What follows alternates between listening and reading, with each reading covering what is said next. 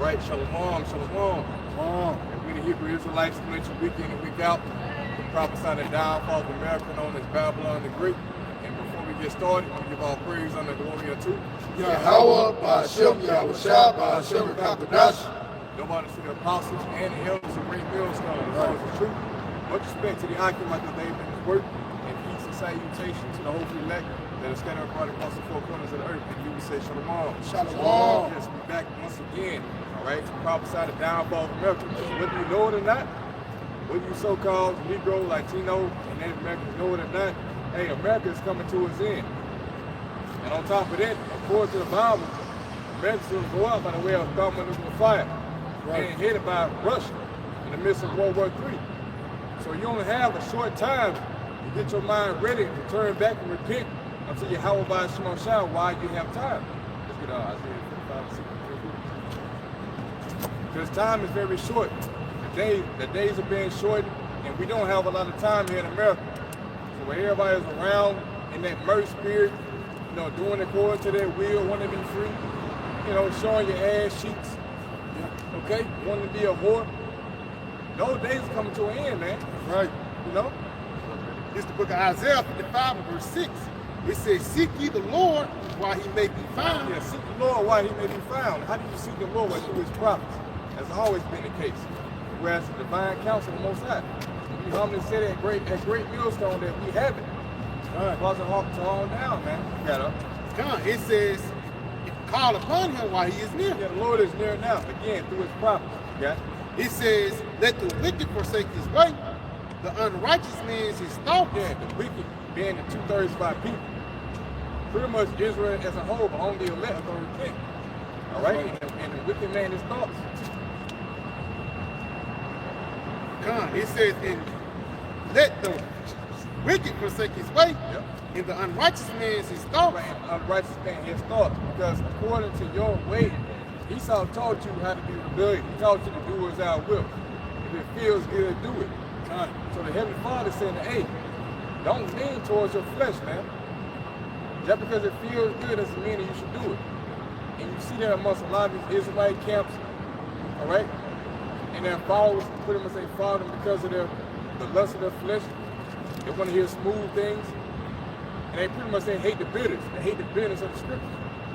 But the bitterness, as we always go into, is good for your gut, man. Okay? It's good for your belly. Ultimately, it's good for your mind. But Jacob's rejecting that. It says, and he will have mercy upon him into our power, for he will abundantly pardon. Right. So the Heavenly Father will abundantly pardon through the blood of Yahawashi. So the mystery here is to seek the Lord's will and to find Yahawashi ultimately. And when you find Yahawashi, all right, that's when you find peace. That's when you're pardoned from your iniquity. Man. So that was a whole objective at hand. During this grace period, when you woke up to the fact you're an Israelite, it wasn't a time to have an Israelite party. You know, and to put on fringes. And every piece of fabric that you put on, man. You got fringes on your hats, fringes on your cars, right? Your headlights. You took it too far, man. Yeah, friend on everything. You niggas took it too far, man. You missed the point. Fringes, you know, was really it was really a reminder to let you know, that you went off. All right? We went off. And we understand that in this time we can't keep commandments. That's why we need the Yahawashi. This is Matthew 3. Matthew 23 and 27. Woe unto you, scribes and Pharisees, hypocrites! Ye are alike unto whited sepulchres, which indeed appear beautiful outward, but are within full of dead men's bones and are unclean. Yeah. And this is Yahawashi pretty much highlight those wicked scribes and Pharisees who put on a show according to the outward appearance, but within, hey, they're full of dead men's bones. Okay? They're full of filth, uncleanness. You see? And that's made known by the way in which they teach the things that come out of their mouth. That's what defiles a man. When someone is saying that you can have sex on the Sabbath, or you can, but the mark of the beast is not the prerogative of the chip, or you can have salvation without the name of Yahawah by Sham. Hey, that's them being empty, full of dead man's bones. See? And we're here to reprove it.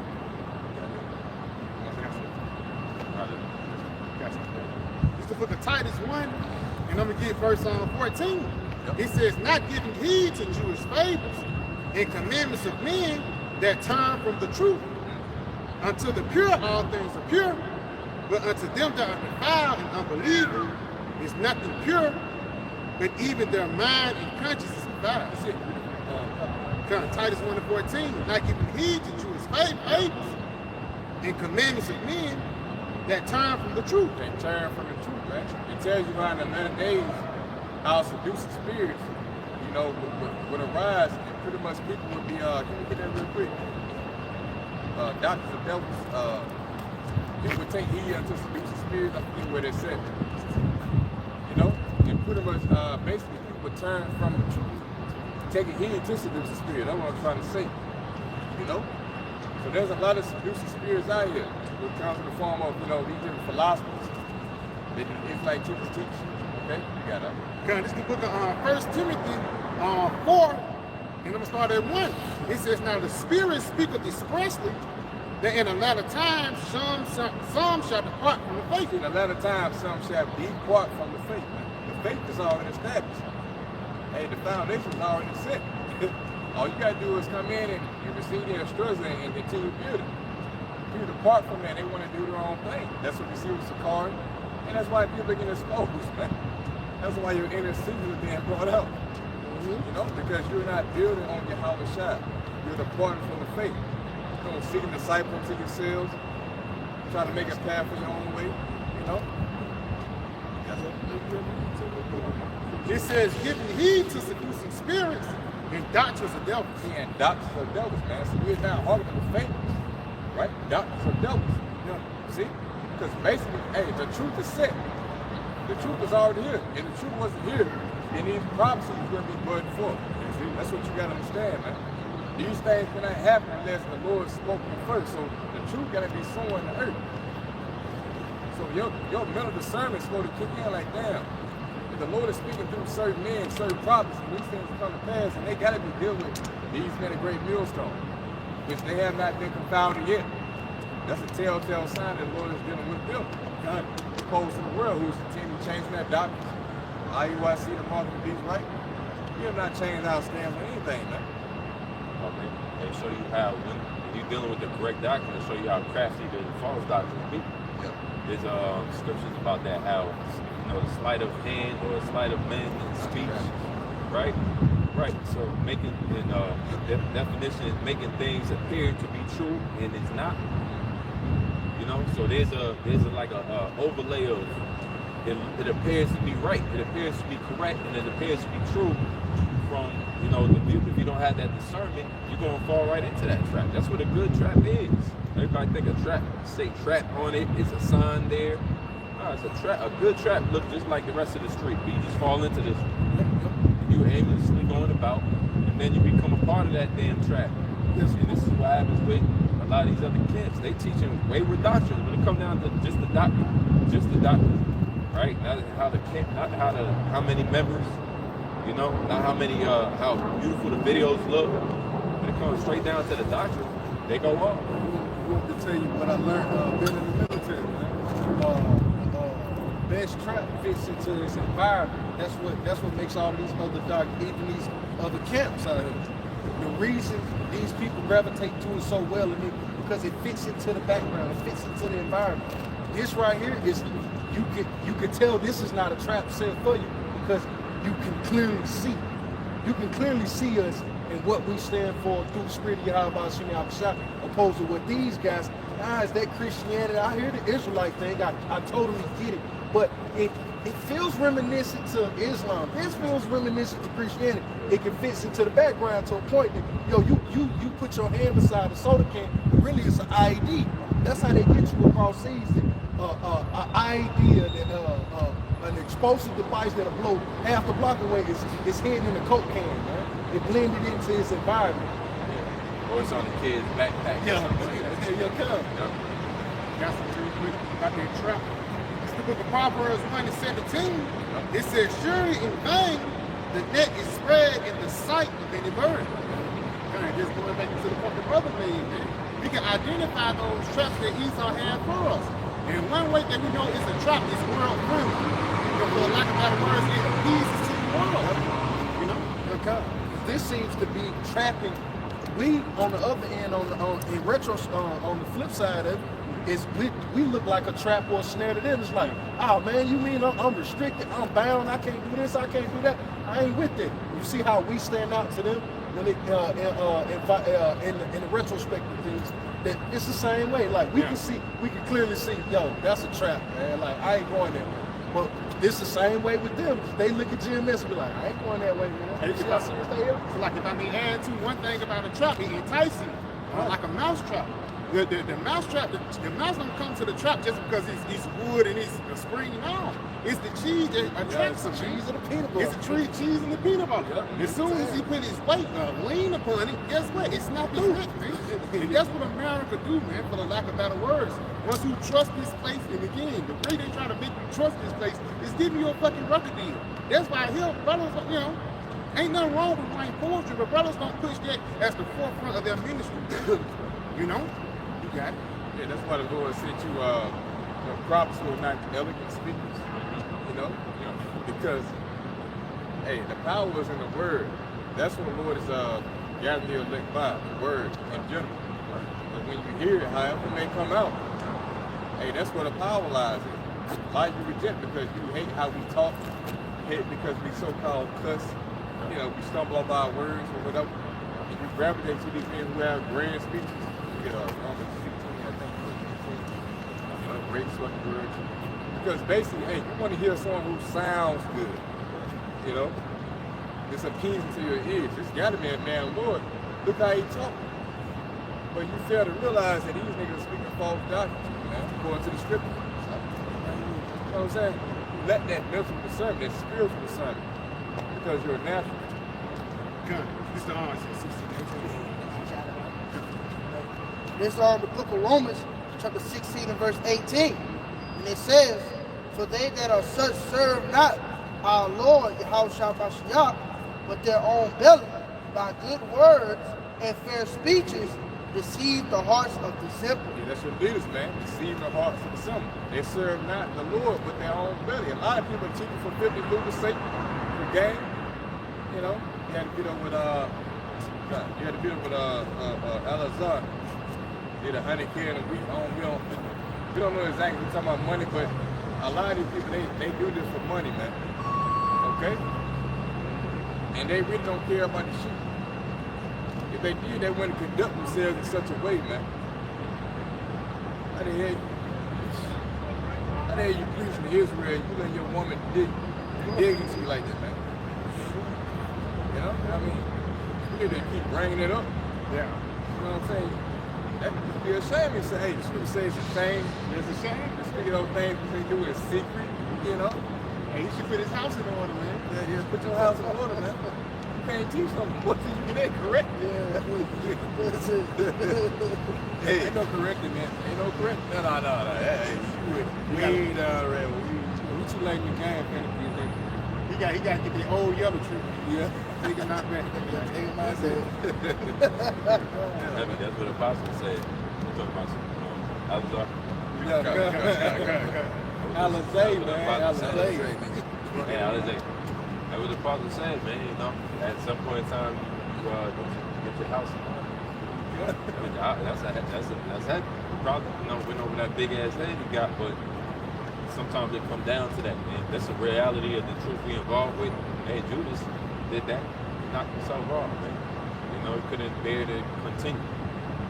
That's a heavy thought to be in. You know the best thing for you to do is to take your own lights out. I told you, like to do that too. He thought he lost his son and things like that, you know. So showing you, it was like a man that have he sent his son out, and he thought he sent his son over to die. And his mother was all grieved, and he was finna get ready to put himself to death, man. Really, because he brought shame upon him and his family. You know what I'm saying?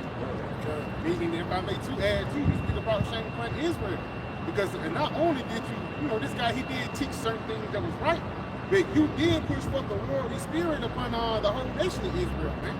That's why you see certain camps coming up, popping out, teaching with cowboys hats. That's fucking gimmicks, bro. And who do you think they get that from, man? They got that shit from you. Bad habits, man. You know? That's what I say. If you come in that gangster spirit, now we gotta question your sexuality. Really? Yeah. You gotta question your sexuality. Apparently you're hiding something, you know what I'm saying? You put on that tough macho man, son of man, hey, you might be hiding something. Right? So what is it? This ain't about being tough. This ain't about being tough. It's about it's in your body to live the sacrifice. You want to do other Yahawashi, man. Seeking his glory, not your own. Okay? So a lot of you Israelites are going to gravitate to these men who are speaking perverseness. You know, they're going to give you what you want according to your own lesson because you want the doctrine to fit your mold. You don't want to fit the mold of Yahawashi. You want to fit your mold. According to how you want to do that. That's why you gravitate to the niggas who teach and pretty much push forth, you know, the rap culture along with it, and mix that with it. And so on and so forth, man. It's not about the word of Yahawashi on shop. Yeah. The spirit move, but I'll bring this one out. Yes, okay. All right, come. This is St. John chapter 10, verse 1. It says, verily, verily, I say unto you, he that entereth not by the door into the sheepfold, but climbeth up some other way, the same is a thief and a robber. And that's exactly how a lot of Alizé and a lot of these other wayward camps come about, man. They didn't go to the apostles and the elders. Neither did they stand on the outside, man. So these individuals didn't understand the proper way of how to become leaders, man. You got a part of becoming a leader is you're going to be humiliated. The brother going to rebuke you. You're going to get reproved. You're going to get admonished, and you're going to do those exact same acts that were exercised against you. You shall exercise those things thereby, man. Why? Because that's how order comes about, man. Every brother up here that got down on it. Hell, we probably get corrected later on today, man. Who knows? That's the Lord putting his house in order and showing the correct order of going through that straight gate, man. So the shepherd may count 1, 2, 3, 4, 5. If you come up some other way, you throw the count off, man. Who is this guy? Because when you come through that gate, the Lord puts a branding on you himself. You see? That's why these dudes, they lo and behold, little by little, these guys find themselves on the outs by like Alizé. First it was calling Apostle Tahar motherfucker. You putting yourself on his level. Next thing, the next great rebellious act he did was he was throwing Passovers at the strip club, man. Now he was one of the first niggas that was out here talking with a microphone in front of to strippers and shit, you know, what Jake doing now. Like, they spearheaded that spirit, man. Hey, the apostles and elders didn't teach us that, man. You gotta come up the correct way. And the correct way is what? By you coming up on this side, you coming on this side, and you being in order, being cursed out if it takes it, being punished if it takes it, being taught up, raised up if it takes it. That's the order, man. You coming into that straight gate, you ain't coming up some other way. That it's evident that he has no rule. He had no rule. He had nobody over his head. Because Apostle Tahar would have told him real quick, hey man, look, that Adam 22, stay away from that fella. Yeah, he couldn't even got that far. The debates, wouldn't have had no debates, wouldn't have had no music videos. Man, I'm forgetting all this, see? Wouldn't have had no guns like that. Arsenals. So, you know, in a certain way that everything worked out. If you came in through the setup that the Heavenly Father set up. And now, what you're going to have is a scattered situation. Everybody kind of going all the way. And, man, then, I was there in 2020, yeah, man. You know, everybody going to scatter around, just like they did with Comfy's, IJC. They went scattered once the spike the shepherd. And it seems why they was scared because they was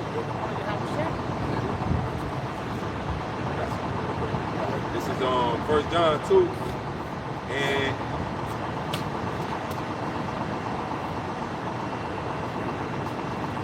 yep, 1 John 2 and 8, it says again, a new commandment I write unto you, which thing is true in him and in you. And him is Yahawashi. Because the darkness is past and the true light now shining. Getting into a time of real light, real wisdom, man, real light, as opposed to that darkness period where you didn't know. You had the Bible, but you didn't know. A lot of our people, they comfortable to have these scriptures in their home. They don't want to tap into it really and know that level of light that comes out of it. That because look how it's presented. That's number one. That don't go along with their program. Show you that they still in the matrix. One scene they got in the matrix where they tell you, Morpheus talking to Neo, and he's before the woman in the red dress appeared, he said most of these people are still plugged in, and they don't even want to, they really don't want to leave it. So they consider still enemies up until the point where they unplug. You got to unplug first, or you're going to be an enemy. You're an enemy of Yahawashi until you come back to this truth. Because it says, because the darkness is past and the true light now shines. It said, he that saith in his light, it's like he that saith he is in light and hated his brother is in darkness even until now. I mean hated the apostles. You know, with the apostles, Tahar, he didn't respect them either. They hated him. And this is the man that, spearheaded a lot of where, these camps come out. This is who the Lord chose. To set up to make sure that at this point in time, the internet gonna come out, and all of these different members of the body is gonna see it and believe based upon what they saw, right? All these Israelites that fell out in 2000, they didn't get to make it until the internet came out. It was the apostles that pushed through. They was on the streets. At that time, Nate used to be on the streets. And a lot of things changed since then. He don't really go out no more. He jet set. He's too busy jet set. At some point in time, they asked for a plane. A private plane. You got to be wary of certain type of things. And, another thing that's coming out is the 501c3. It's showing you that a lot of groups, it don't matter if they Crips, it don't matter if they regular niggas with Bibles in their hands, or NIFs, niggas in prison. Either way, a lot of that 501c3 activity it revolves around Esau telling you what to say and what you can't say. You gotta stay in guidelines now. Just like a regular church, you gotta be bound in guidelines. You can't be so quote unquote racist and operate a 501c3. So you gotta dial things down. You can't really talk about Esau. That's a statement that went out from all of these, from IUIC. We're going to fall back on Esau and deal with our people because he got y'all wrapped around his finger. Whereas the Lord's movement, the Yahawashi movement was more under the radar of it wasn't dealing with the fact the people in command at that time and the higher ups. It was going through the grassroots straight to the people. And that's why you see, the prophets out here straight to the people. You might say too, the 501c3, like you mentioned, that's a form of thing on table with the world, man. Where you can't fully bring out the gospel because now you got stipulations. Like if you do that, now certain things you may be getting benefits and it's gonna be stripped away. So that snares, man, and continuing that false doctrine lies, man. That's what we see today. They don't use a name. You gotta remember they asked Peter and Paul after they scourged them, they asked Peter not to use the name no more. You can go and teach, but don't teach in that name. So the name is heavy, man. The name don't walk a lot of brothers up out of sleep. A lot of brothers remember the moment they heard the name more than anything, and how the name resonated and moved. This is the Heavenly Father name that we ain't never had, man. All this time calling him God in Greek words and Jesus. It mean earth pig and these different Greek words that we could break down. Wasn't even a word, wasn't even a saying. The Greeks wouldn't even know what you meant if you said Jesus. They didn't call them that. So now's the time to come up out of darkness. This is why the truth is so revealing. It's pulling back so many veils. Revelation. Reveal. Means pulling back of the veil. The veil is what clogs and stops you from seeing light, seeing everything in its perfection. seeing the truth about prophecy concerning the harder things, right? Then you end up wrestling with the scriptures. Got it, bro. It's the book of Colossians 2, and I'm starting at verse 4. It says, now this I say, lest anyone should deceive you with persuasive words. For though I am absent in the flesh, yet I am with you in spirit, rejoicing to see your good order and steadfastness of your faith in the Mashiach. If I may, the good order is not being shown with that way Halalyam. You know, and various guys alike, because it's more than one guy like him. He's just the figurehead of it, man. He's an example of a broad brush, for the lack of better words. Yeah. But it also says, it says, for though I be absent in the flesh, I am with you with spirit, because we can see the spirits with the apostles. But it says, to see your good order and steadfast in faith in Mashiach. And the point right here, verse 6. As you therefore have received Mashiach, the Lord, so walk with him, rooted and built up in him, and establish your faith. So you have been taught, abounding with thanksgiving. And the guy, he refused the teachings of Yahawashi.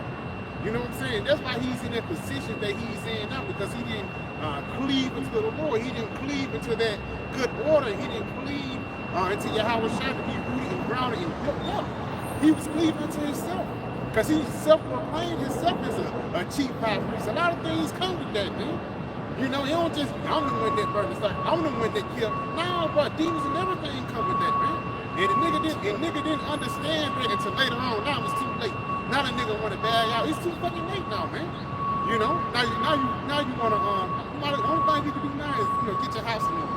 That's what I can say. You know, that was what happened, man. You got one thing, if I may, just to back the brother up. This is Proverbs 12 and verse 15. And it says, the way of a fool is right in his own eyes, but he that hearkeneth unto counsel is wise. Yeah, he that hearkeneth unto counsel is wise, man. You know, and you gotta have the discernment to understand what wise counsel is at. You see? 1 John 4:1. Try to speak, body speak, when you be at the one side. You gotta use promise. You gotta use it. Yeah, you gotta use it. You read that bad Bible, Bashar? Yeah, going back, Proverbs 12 and verse 15, when it says the way of a fool is right in his own eyes. That's the beginning. It's like when you first got kicked out up there in Seattle, you justified yourself. So what? A fool is right in his own eyes. Hey man, hell, brothers done got on, man. The first thing when the brother, hey, slam a bottle, hey brother, he get that stern look. You know this brother right here can put his hand on you. Ah shit. All right, well, what's to this? You know, you already consider it. Hey, I fucked up somewhere. You know, that's a wise man. He's considerate. You see, it says a fool, but what? It says, but he that hearkens unto counsel is wise. Now go read back up. It says the way of a fool is right in his own eyes. So you just quick to justify yourself, man. He already wrong. Why? Because he's correcting you. You're being reproved. You're being what is crooked is being made straight. You don't want to be made straight. So what do? You run off at the mouth. You run off on an emotional tangent. You run to the internet like a female to get the people to be on your side. To hopefully you can build some sympathetic understanding. Whatever Jake be Garner, I don't know what Jake get from this shit. Playing to the emotions. Yeah, playing on people's emotional heartstrings and whatnot. You see? That's what Jake do, but it says what? Yep, again, it says, hey, the way of a fool is right in his own eyes, but he that hearken unto counsel is wise. He that hearken unto counsel, so when the reproof comes down, that's you hearkening to it. You consider it. That's a part of it. These brothers come down and say, hey, dude, we need to talk, hey, I'm hearkening me being quiet, calm. A simple calm to go a long way. That's me showing wisdom. Read that one more time, the end part. Yep. Because Alizé didn't show these qualities, man. Not even the Proverbs are somewhat simple understandings. You know, it's deep. They manifold understandings to a lot of, but it's simple. It's just easy to understand. That's why those are the books people run to. Proverbs, they run to Ecclesiastes, they run to Psalms. Those are people's favorite books because it's easy to comprehend. They still don't comprehend it like this guy. They He don't comprehend. Choking on the milk, man. That's the reason why the nigga was seeking counsel from the female. Yeah. Y'all know. Yeah. See? Yeah, he was seeking counsel from the female, man. So that should tell you everything right there. But this is, hey man, I feel like Killmonger. But this is your king. Yeah. This is your leader. That's spirit. Like I said, this your king, this your leader.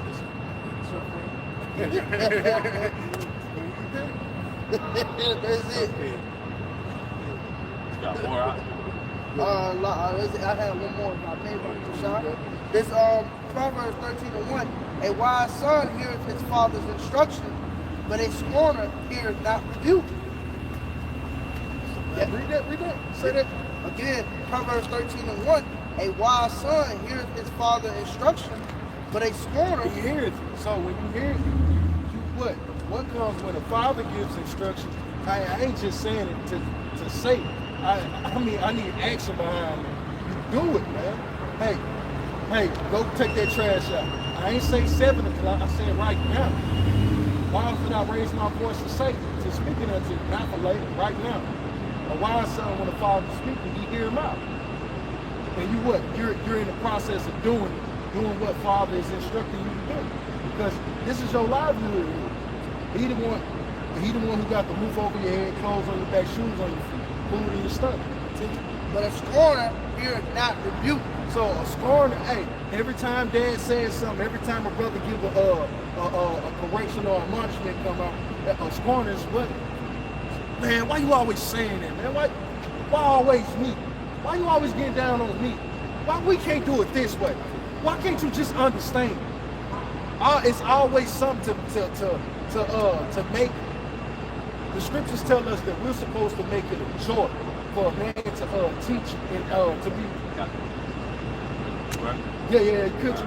Because I had it queued up with could you? Right? Kind of. This is the book of Hebrews 13:17.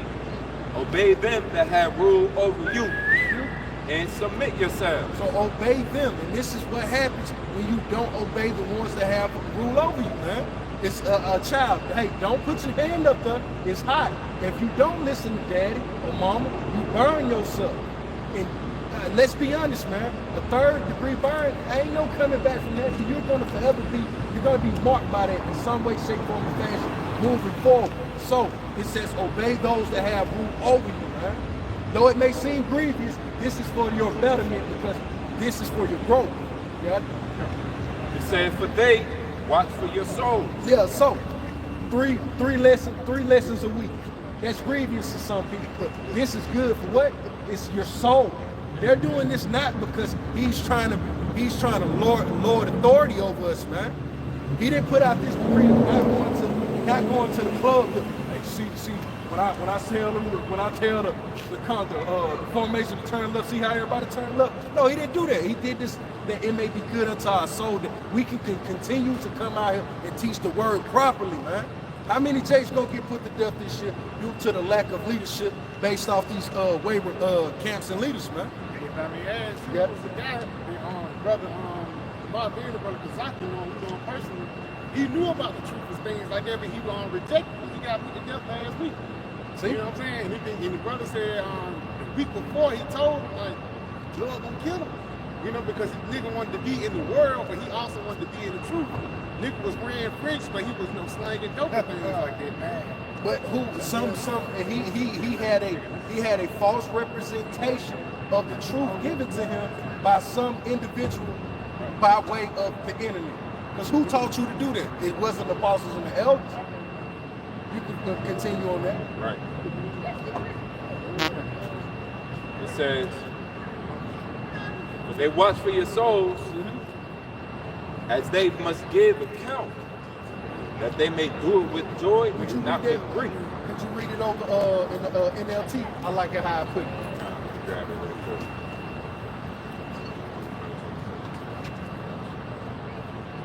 Because we're supposed to be doing as we come out here and teach when certain edicts come down and certain decrees come down, we're supposed to do it with understanding with a smile on our faces, because you know what? This apostles and elders, they've been teaching this. They was correct here.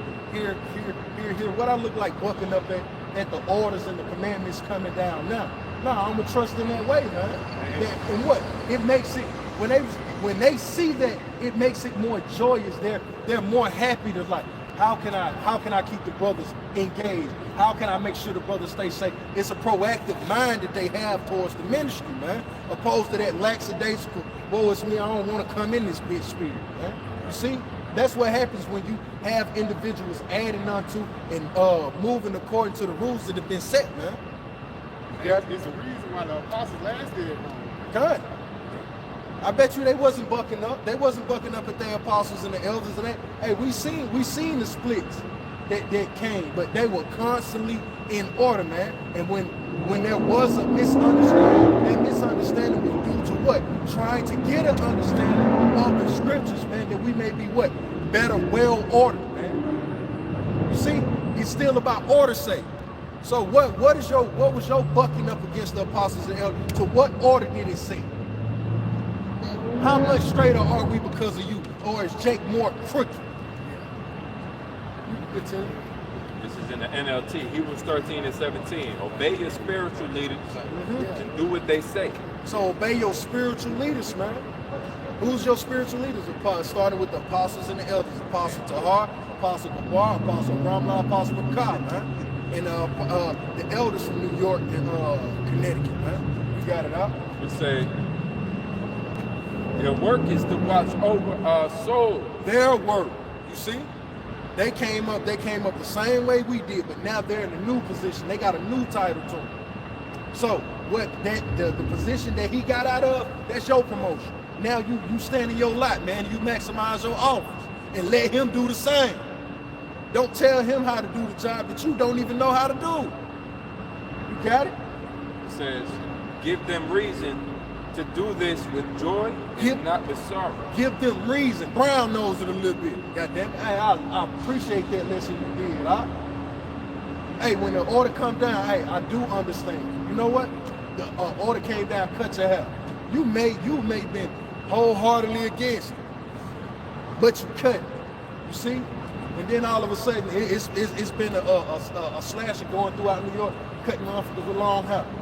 And now you say it. But had not you kept that ordinance that was placed out through the spirit of Yahawashi, you could have got put to death on camera, man. You seen it, brother, seen it. Where Jake was being chased by the police, and Jake and Ryan did something. The police was chasing him right through the brother's camera. The Lord can have judgment. The Lord has a barrier around us out here when we're doing this work. You being out of order in one thing, the Lord can have judgment coming to you, man. Out here.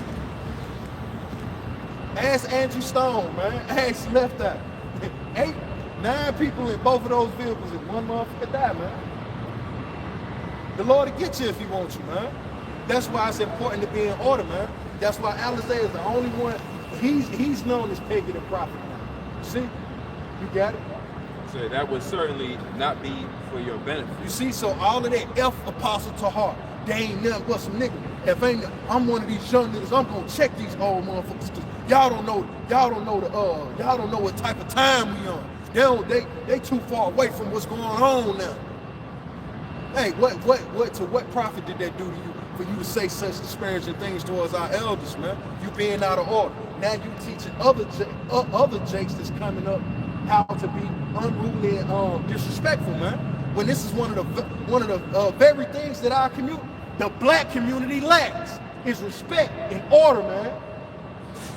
But yet you got these individuals out here teaching our people such things in something that's holy. The Lord ain't with it. He gonna cast that shit down, man. Real quick, I made myself just that go up. This Proverbs 15 and verse 10. Correction is grievous unto him that forsaketh the way, and he that hateth reproof shall die. And that's just thus saith the Lord, man. You like the brother going into it, man. The Lord will judge your ass at any time. That's why it's important to fear Yahawashi, man. Scriptures tell you to mark the perfect man, man. You see, and the head elders and apostles, the great millstone has shown you the way, man. But what? You forsaken that way, man. right? And you refuse correction. Like the brothers going into all the things that you've done, the accounts that you have done with the strip club on Passover, you know, the debates, you know, Adam 22, all that, man. You should have, you know what I mean? You shouldn't even be doing none of that shit, man.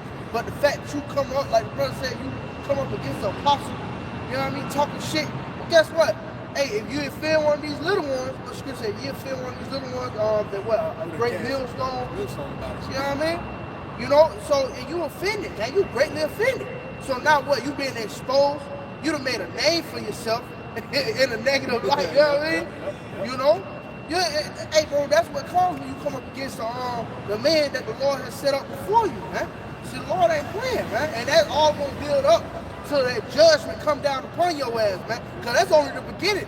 The Lord exposing you. That's only the fucking beginning, man. How much more wait till all hell break loose? Hell, you might not even make it to see Jacob's trouble, man. That's the fear of the Lord that you gotta have, man. But you like that shit. And therefore what? You gonna die. Thus said the Lord. You trying to be more hip than his teaching. That's the whole thing. You trying to outshine Apostle Tahar, man. The Lord just set the order up how he set it up, man. And Jake is envious of that, man. You know what type of demons come with that level? Not something real quick. Yeah. To Acts 23:5, it says, Then said Paul, I wish not, brethren, that he was the high priest. So Paul saying, I wish this guy wasn't the high priest. He said, for it is written, thou shalt not speak evil of the ruler of thy people. So, you know, even Paul knew, you know, there's only so many things he could say. Because just to be out there speaking evil of the ruler, you know, of the people at the time is, you know, is beneath the standard. It's not acceptable. Israelites are people with standards. And lo and behold, now how has that goal become dim? We've been brought down to a level in which you don't see the standards no more. You know, you see ass cheeks out. That's the equivalent of no standards. You know, you see tats everywhere on the face. That's the equivalent of no standards. Cleavage out, no standards. Sagging beneath it, you know, no standards. And these are just visual no standards. But then by the language, by what they know, by what they cast off, there's no standards. You'd rather deal with darkness than light. You'd rather deal with disorder than order. You'd rather deal with disrespect than respect. So it was always known amongst Israel, you don't speak evil of the leader. You know, even Yahawashi would say, don't do as they say, not as they do. You know, there's certain things he would tell them, hey, listen, what they saying, what they telling you to do as far as the law concerned, a lot of it is going to be accurate. And this is what really fools people, is because they'll go right into the book and then they say, oh, they're going into the book though. Yeah. But then you are disregarding the fact that they don't got the respect for their elders. So everything has to come in full. Yeah, I got some bad. Well, 2 Peter 2 and verse 10, but chiefly them that walk after the flesh and the lust of uncleanness and despise government. So it's no coincidence you got, but chiefly them. You know, they call themselves the chief priests, you know, high priests, whatever how you say. But yeah, I mean, the Lord is speaking like in the spirit, like, yeah, you're going to have individuals come out and try to do their own thing because they want to be the chief of this thing. They despise government, despise the order that was set up by Yahawashi on Sham. Which really they envy Apostle Tahar. They want his position. That's why the nigga said that, hey, he should retire. I'm the Levi. I'm a chief Levi now, man. You know what I'm saying? It's all because of envy. So it say, presumptuous are they and self-willed. They are not afraid to speak evil of dignitaries, man. And that's what you see with this nigga. That's why he was cussing out the apostles. All right? Talking shit about the scriptures. So on and so forth, man. Because he's not afraid to speak evil of the authorities. See? But it says, whereas angels, which are greater in power and might, bring out greater accusations against them before the Lord. Even the angels are supposed to be able to do that. Come on, man. But you got to dig on earth in his flesh. Yeah. He's afraid to sit into the authority, man. That's a sick ass nigga, man. You out here pet you and your wife punch you in the ass, man. Yeah, he built like a minotaur. Like punch you in the ass, man. Group beast. Yeah, that's real. But these are natural group beasts made to be taken and destroyed. It was made to be taken and be fucking put to death, man. The Lord created niggas to feel that lot. You don't even fucking know it. You don't even consider that. That's a scary thing, man. It says, made to be taken and destroyed, speak evil of things that they understand not. Key things understand. You understand it not. And shall utterly perish in their own corruption. What the scriptures tell us when it's a thing that you understand not, what are you supposed to do? He said, put your hand over your mouth. Right. You're supposed to put your hand over your mouth. Before I give a false breakdown, I'm supposed to. I ain't got it. I'm passing to another brother. You got it, brother. You see? But did he put his hand over his mouth when he spoke ill of the apostles and the elders? No, he kept blabbering, man. I'm shocked because he brought them up. He would never knew the things that Yahawashi it wasn't for the apostles and elders. That's right. They're our spiritual fathers. I got some real quick. This is Proverbs 23, and I'm going to start at verse 20. Proverbs 23, I'm going to start at verse 22. It says, listen to your fathers who forgot you, and do not despise your mother when she is old. Buy the truth and sell it not. Also wisdom and instruction and understanding. And ultimately, these guys, they didn't buy into the wisdom that the apostles, a great millstone had. Which that wisdom is the wisdom that Yahawashi Yahawashi. But in your eyes, it's something else, man. You know, that's why in the beginning it says, listen to the apostles who forgot you. Because even when you're younger, and your dad will tell you to do something, or the Lord will tell you to do something, as a kid, you might get mad, you might feel some type of way. But as you get older, you realize why. You know? And that's how you know that nigga probably ain't grew up by the dad, that nigga grew up real small, man. All right. I'll tell you what happened to his dad.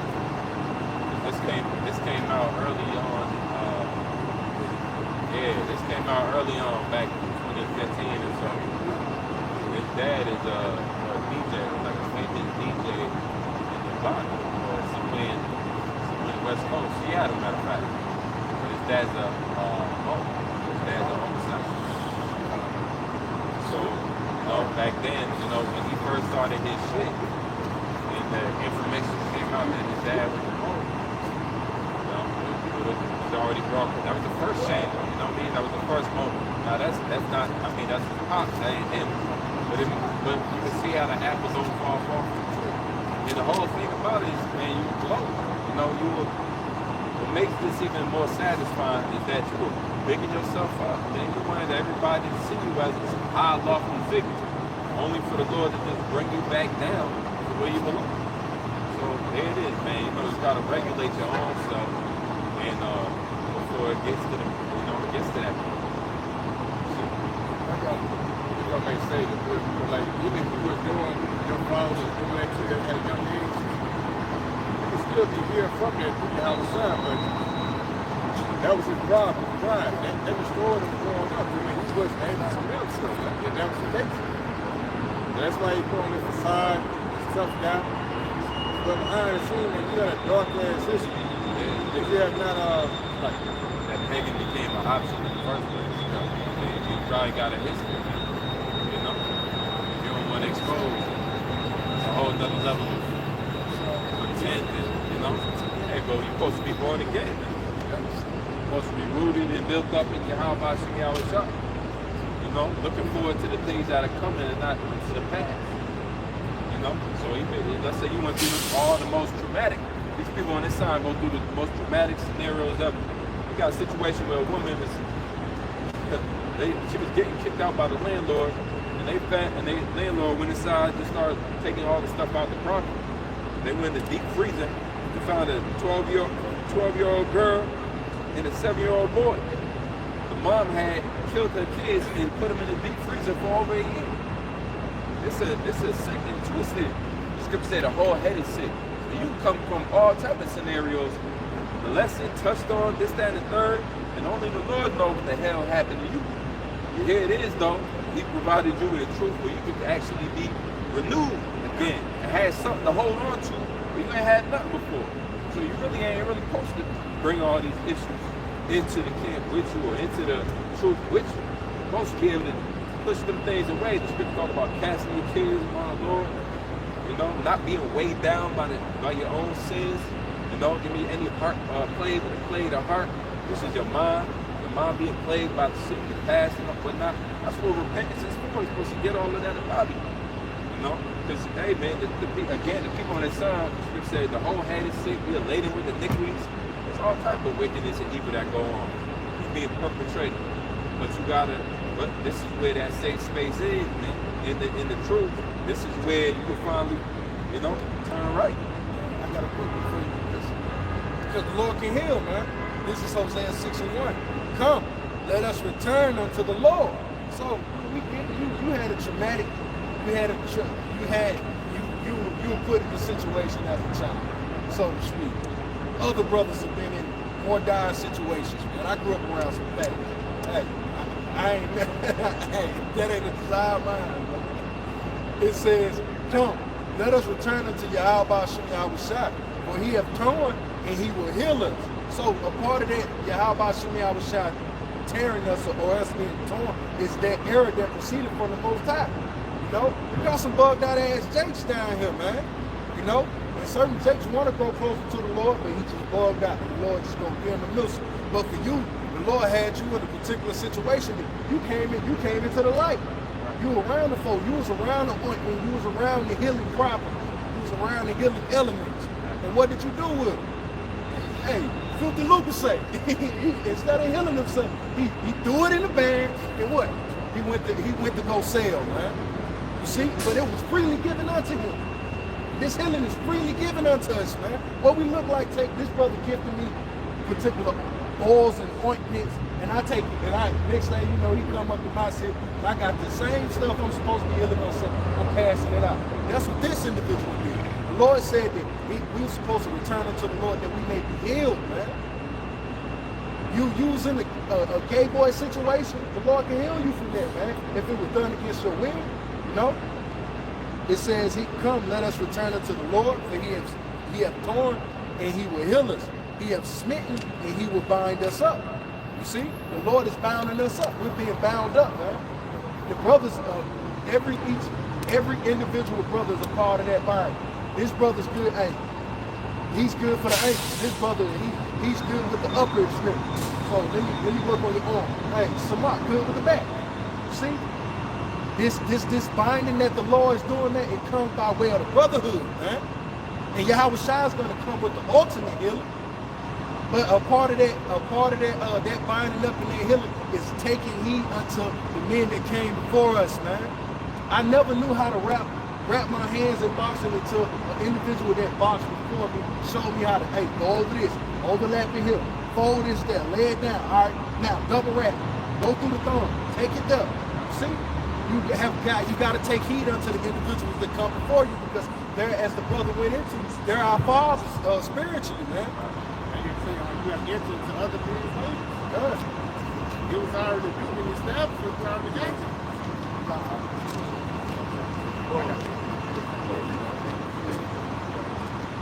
I got some too. This book of St. John 8, jumping down to verse 32, it says, and ye shall know the truth, and the truth shall make you free.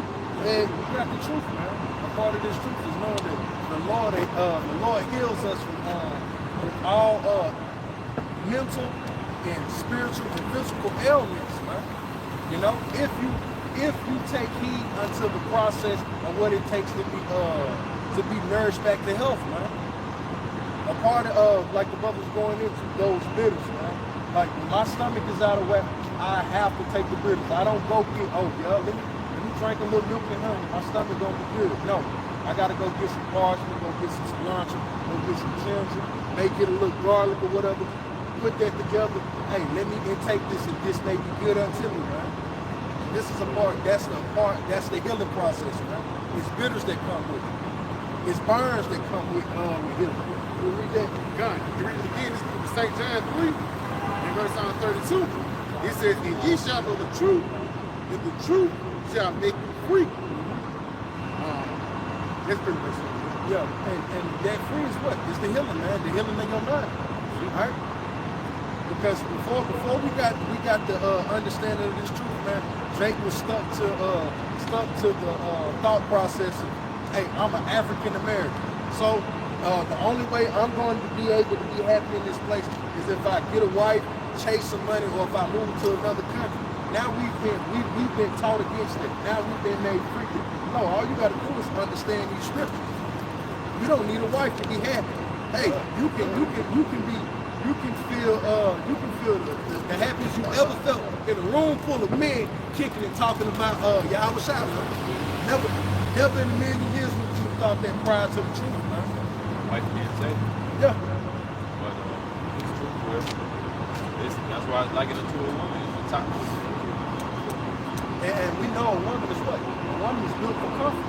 It's true. This wisdom is what? It's trying to bring about comfort for us, man. Stability and comfort is what a woman is built for. So Fee, that's what she's trying to usher, force Yahawah's hand to usher unto the stability and comfort, man. That she can see her children happy. What parent, what mother doesn't want to see smiling children, man? Like, come on. Like, don't ask the mothers on this. Yeah, no, Some of it's not even good. Yeah, this is Galatians 3. It's like Galatians 5 and 13. For brethren, ye have been called unto liberty. Only use not liberty for an occasion to the flesh. You look at that word, you look at the word liberty.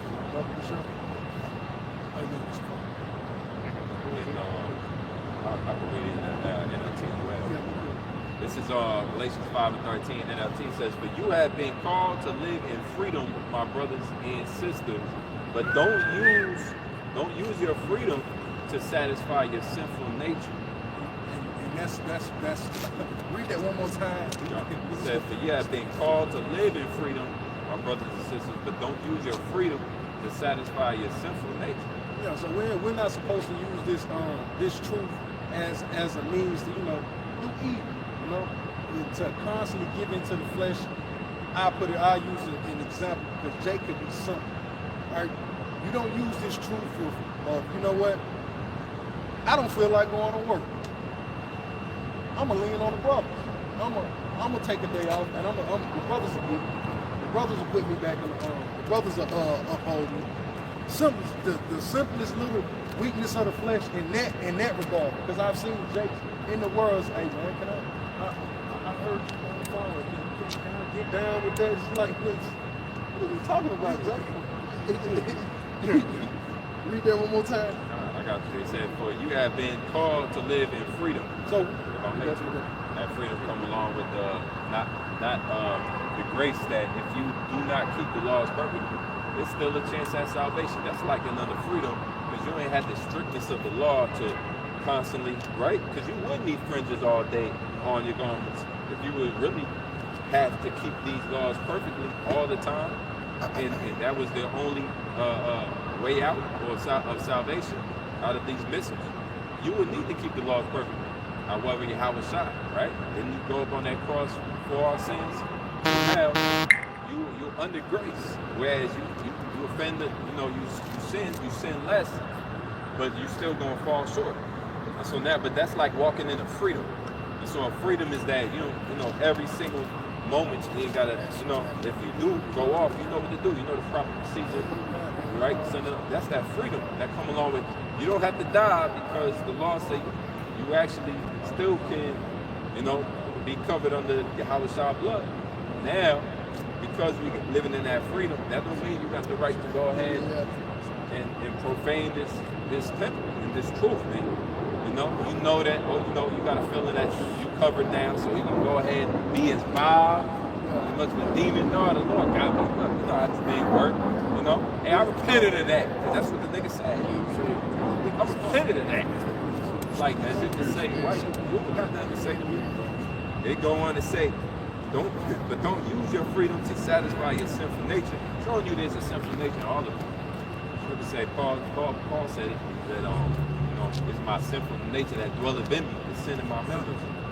Right? It say instead, use your freedom to serve one another in love. Now, as a brother was just mentioning, we all got to lean on each other. This truth, the dynamic of this truth that makes it work, is that you actually got to lean on the man you call your brother. You got to lean on each other.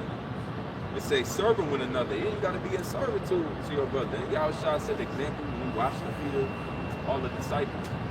Right? Isn't that a lowly action of somebody? Did he do that just because he's trying to show off? Or he meant that? That's the type of spirit I want sent out throughout the... We still quoting on that same image should cross your mind as we look at each other, as we mention each other, thinking about each other. That same image of Yahawashi, how far he went. And they didn't want him to do that. It was like, he said, look, it's like when John the Baptist tried to baptize. He's like, you need to baptize too. He's like, it's the plus I must give you. Yeah, because Yahawashi wanted to show us the ropes. It said, for the whole law can be summed up in this one command: love yourself, love your neighbor as yourself. But if you are always biting and devouring one another, watch out. Beware of destroying one another. And that's what you see with a lot of these camps. It says, verse 15, but if you are always biting and devouring one another, watch out. Beware of destroying one another. Yeah, and that's wolves, man. That's what a bunch of ravening wolves, man. That hasn't gotten enough. That's what it's like. And when you don't have good shepherds, you don't have good individuals that's looking after. It says the scriptures tell you that a master careth for his beast, roughly paraphrase. So you make sure when it comes down to dogs, you feed these things. Otherwise, what? That's why bite and turn on one another. He ain't feeding these people. It obviously shows because he's not spiritually fed. Because what? He began to turn on these people. Now they're destroying everybody's within that Sakari sect is destroying one another, right? They turning on one another. Why? Because it's no spiritual food there. That's that reservoir dog. Yeah, reservoir dogs. The apostle going to devour each other. You bring what you had. Just going back to that flesh, Romans 8 and verse 2. For the law of the spirit of life in Mashiach Yahawashi has made me free from the law of sin and death. Just going back, because those guys, they was trusting in the law. You know what I'm saying? And one thing about the law, you can carnally get right with the Most High by the way of doing certain sacrifices. And that's why those scribes and Pharisees was getting off so much back in the ancient world, man. But even it says that, the Lord said he's done away with these burnt offerings. But I'm going to continue on a little bit more. It says, for what the law could not do, in that it was weak through the flesh, the Most High did by sending his own Son in the likeness of sinful flesh. So it ain't like everybody, I'm going through something different. No, brother, everybody really going through the same shit on different levels, man. That's why it says, no hell having came upon you that's not comely unto men. Even the hell that Yahawashi went through, man. So basically, this is the condition of the battle when you be upon the planet Earth.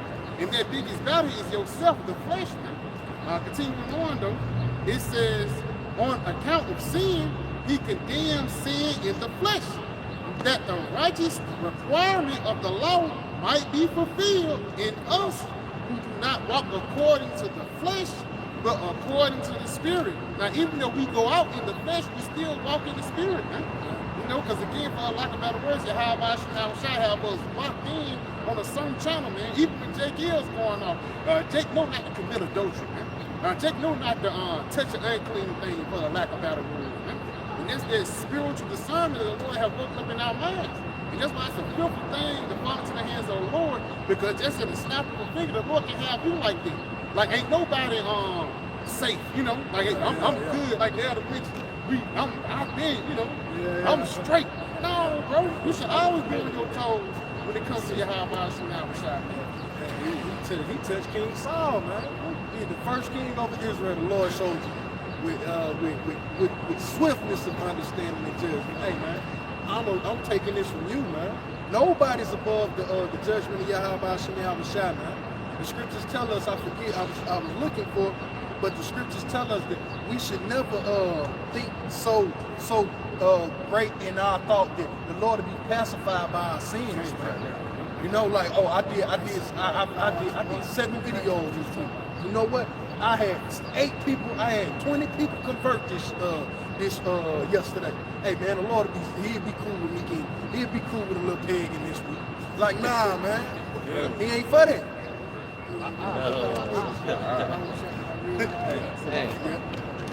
I got one for you. This is matter of fact, I'm gonna start at the top. This is Rawchaa chapter 5, verse 1. It says, "Set thy heart upon thy goods, and say not, I have enough for my life. Follow not thy own mind and thy strength to walk in the ways of thy heart." If I may, dealing with, don't lean into your own understanding. It says, "And say not, who shall control me for my words? For the Lord will surely revenge thy pride." Yeah, like Vegas, you know what I mean? It's Rawchaa 5 and 3. It says, "Say not, I have sinned, and what harm has happened unto me." Yeah, see? Read that part again if you want. No, what you just read, that last one. So Rawchaa 5 and 4. "Say not, I have sinned, and what harm has happened unto me." Yeah, so, hey man, we done all sinned, man. Goddamn, get off my back, bro. Yeah. Shit, you niggas act like y'all ain't sinned. Like, that's the equivalency. Of course, Jake ain't, hopefully Jake ain't in the spirit of being proud of, like, you niggas can't judge me. But Jake can say that too. You niggas can't judge me. This between me. Yeah, this between me and Yahawashi. Tupac spirit. Yeah, that Tupac spirit, man. Only God can judge me. Nigga, the scriptures tell you that he that is spiritual judges all things, yet he is judged of no man. Read it again. It says, "Say not, I have sinned, and what harm has happened unto me." See, you created that spirit. This holier than thou spirit, this overstanding of the spirit, this overstanding spirit that you pushed out here, man. To a point that Jay be thinking that only certain individuals can say something to me. Well, okay, hey, if this brother can't say something to you, well, let Yahawashi say it to you. But that's a hell of a cast down, man. That's pride, man. For the Lord is long suffering; He will in no wise let thee go. Yeah, so you gotta also understand on the flip side that when you do go off in this thing, man, don't just be so low in yourself that the Lord gonna get rid of me. That to a point that you don't want to go out to camp, you don't want to hit a brother up, you don't want to do the things that is fruitful in the spirit. You can't allow the spirit to be overthrown in that way as well. Any more to that? Because it says, "Concerning propitiation, be not without fear to add sin unto sin." Hey, that's a lot of the spirit, man. That's the lack of fear of Yahawashi to add sin unto sin. That's basically iniquity, man. Again, like pagan. All right, everything that's done in the darkness shall come to the light, right? It says, verse 6 is the point. "And say not, his mercy is great. He will be pacified for the multitude of my sins. For mercy and wrath come from him, and his indignation resteth upon sinners." So this nigga gonna go pass out some turkeys, or Jake gonna go give a couple of $100 in the tithe, and now we all good with the sight of the Lord. Nah, man, it don't work like that. It says what at the very last end? It says, and his indignation resteth upon sinners. The Lord indignation, so his righteous anger, his righteous hatred against wickedness, it rests upon individuals that think in that mindset, man. When those thoughts, of course, it's been thoughts that come in brothers' head, you pray them off, man. You pray them away because, man, look, ain't nothing righteous about that. Ain't nothing about this thought can help a brother or help me. But a lot of these thoughts and feelings that this Alizé had or whatever, he pushed it out and he fished and he found resonation. You see? Now, how many people are going to be overthrown due to what he's going through, man? You get it? I'm gonna say, No, you. I was just gonna say it real quick. Even in that, the Lord still showing mercy. He can literally just put him down. Yeah. After doing that shit, but no, he brought him down low. He brought him to a state of being ashamed. And that's when you really find humility, man. When you're ashamed like that, you should really see the thing yourself like damn, I fucked up. Yeah. You see, and put it this way, Big. I don't see you coming back from it, but as the spirit of Yahawashi is saying now, this is still a humbling lesson. This is a humbling moment. It's still Like you still good, like the Lord is still showing mercy. Before he gets away, he gonna show you mercy. The Lord ain't just Lord just don't cast away Jake like that unless Jake just being outright, because like that we do know, Jake do teach certain right things. To a degree. To a degree, man. You can bring out what you have, man. About thoughts. Philippians 4 and 8. Finally, brethren, whatsoever things are true, whatsoever things are honest, whatsoever things are just, whatsoever things are pure, whatsoever things are lovely, whatsoever things are of good report, if there be any virtue, if there be any praise, think on these things. So even your thoughts got to be directed. So everything got to be in order and subjection. Your bodies, right? Your mind, right? There's scripture about that subjecting all minds, or you know what I'm talking about? So your thoughts supposed to be pure. Well, how do you do that? As the brother said, we dealing with the flesh. We're battling the flesh, we're battling the old man, we're battling spirits, principalities, and darkness. So the way you deal with that is you rebuke those thoughts. Rebuke the hell out of the wicked thoughts. Sometimes they overly emotional thoughts. Those get rebuked. It ain't just like the super wicked, evil, demonic thoughts. You rebuking even the thoughts that's out of moderation.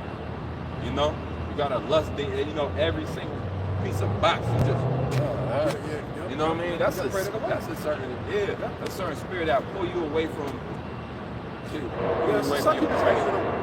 That's what you're saying. Just succubus disease. I prayed away. Yeah. Like that's how you know you wrestle not against flesh and blood. Hey, look, man. This body is a machine, man. Hey, certain things gonna poke out from time to time, man. It's just how it is, man. The oil change. Yeah, you need these. Yeah, you need the fluids topped off. But at the end of the day, man, look, you gotta keep everything in order, man. Like the brother was going into, Jake trying not to be forward about certain things, but yeah, man, you gotta, Jake gotta keep moderation. Scripture said, let your moderation be seen of all men. Yeah, I got something for y'all real quick. 1 Corinthians chapter 9, verse 27. It say, but I keep under my body and bring it into subjection.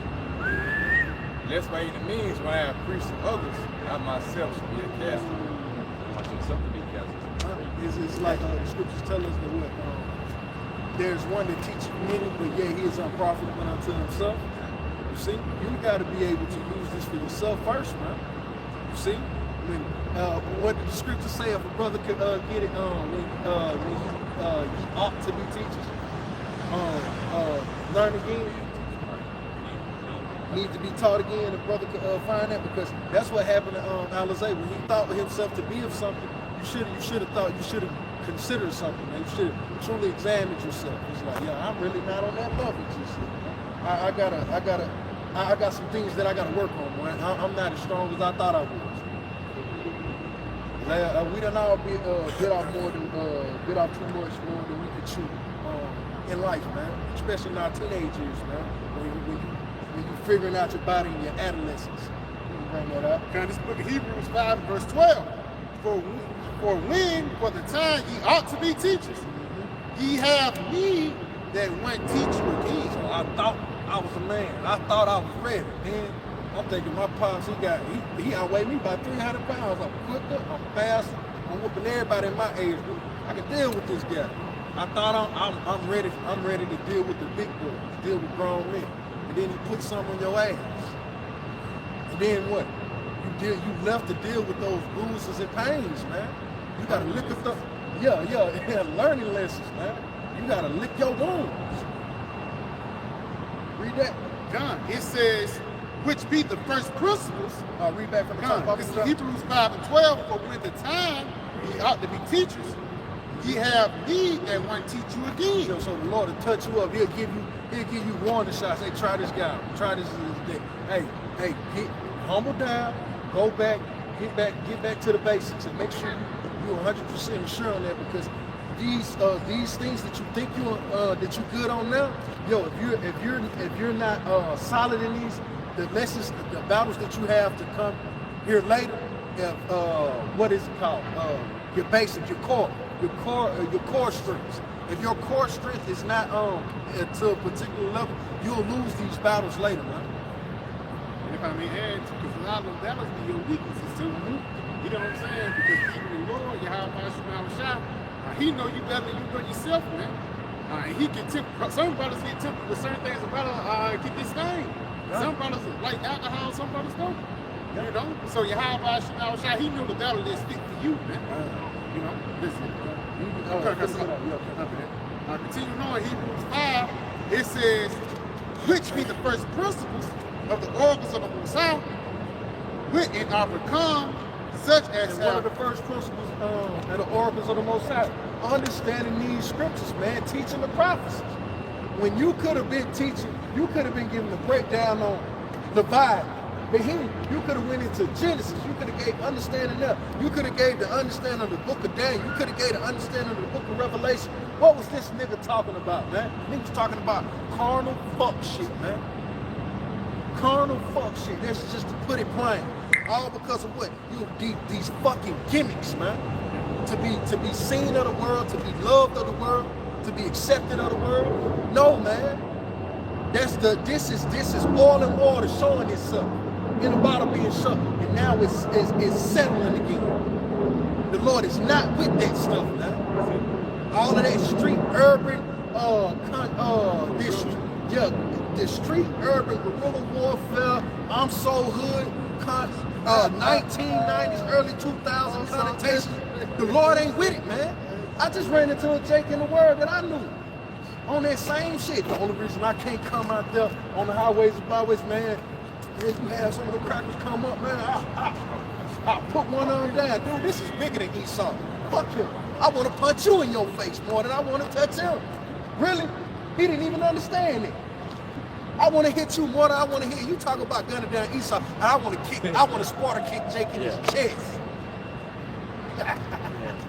Because it's about prophecies, man. Fuck all that other stuff. Hell yeah, we get mad. But it ain't about my feelings. It ain't about your feelings. It's levels to this truth, man. And when you skip levels, hey, you're gonna find yourself on the floor, and it ain't no going back down. That's the sucky thing about this truth, man. Rarely do the Lord give you an exit door back down when you bite off more than you can chew. When you get what grandma say, look at him, man, shit, you getting a little too big for your prince. What they do, they let you get fucked over. Man, you talking crazy to the city crackhead of the town drunk, knowing that he could do you something. So what, you get too big for your britches, the Lord allow those things that you've been asking for to come to you, man. That's what happened to him. That's what happened to Alizé, man. Kept putting yourself on the level, kept comparing yourself, kept talking down on men that are really greater than you, and that are still apart, that's still around. And we don't even know these brothers' names in these guys. But the Lord knows this guy. All due to that preeminent nigga spirit, man. You finish that a little bit more. He says, it are become such as have need of milk. Yo, not strong milk. It says, for when they have time, it's like, for when the time he ought to be teachers, he have to need that when teach you again. So the Lord give you tune-ups fight before he really just sick you out there, man. You like you Jake out here on some Earl Smith shit. Nah, I'ma jump in there with tears. And what happened? You got beat to sleep. Get beat to sleep, man. Read that end part. God, it's a little bit more. The end part of the scripture.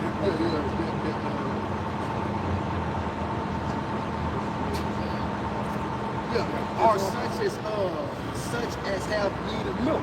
Yeah, Jake should have re-fortified himself. And I'm not gay. I don't really like that. The Lord is not for that. The apostles and the elders told us to stay away from these particular things. Stay away from these individuals. I don't kick it around effeminate men. I don't kick it around quote unquote metrosexual men. Men that are overly expressive in the sense of I'm in touch with my femininity. I'm content with, man, get away from me, nigga. It's something to that. That's it. This is why the scriptures tell us, hey, surround yourself with like-minded men, man. God. Did not Tobias tell Tobit that? He didn't know. Tobit told Tobias that, man.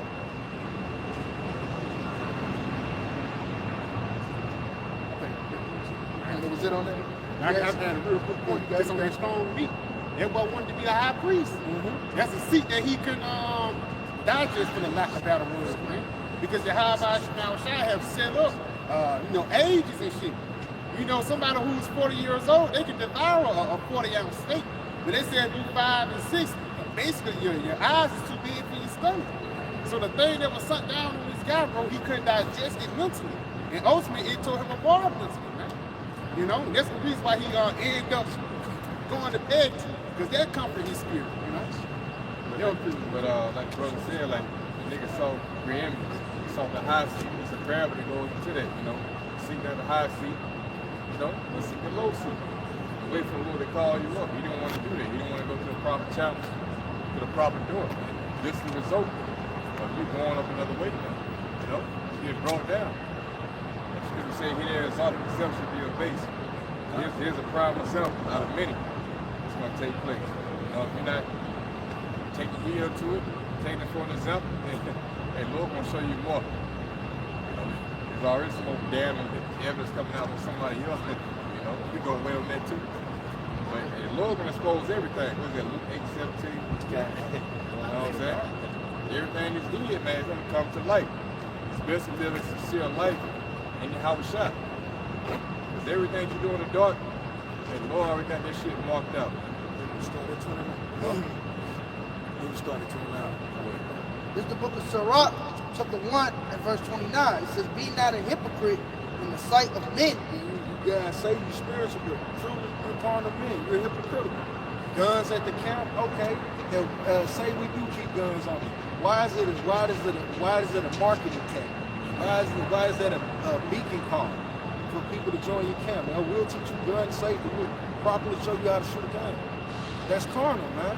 Hey, bring your women wives. It's black community. That's carnal.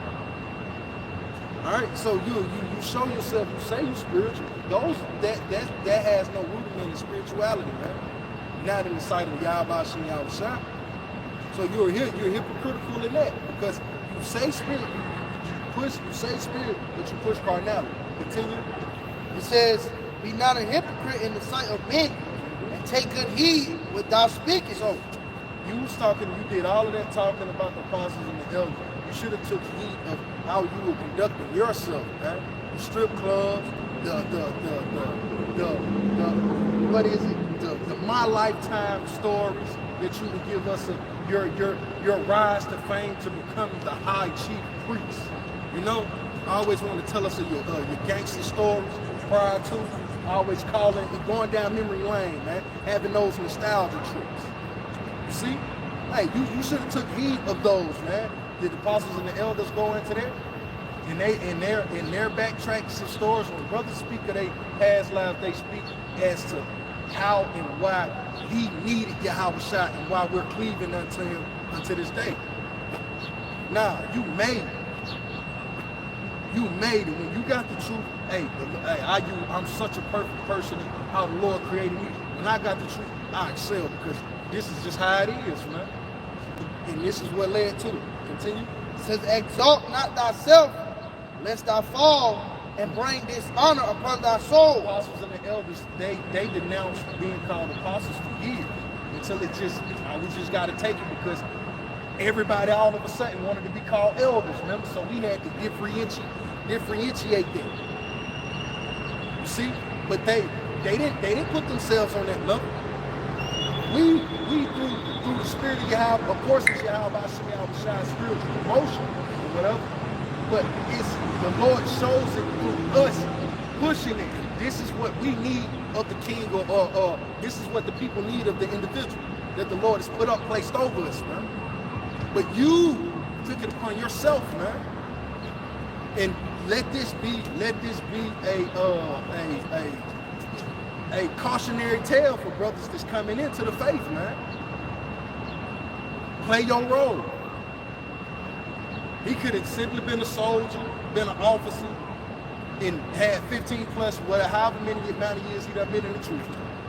But now he put titles in, and he gave himself honor.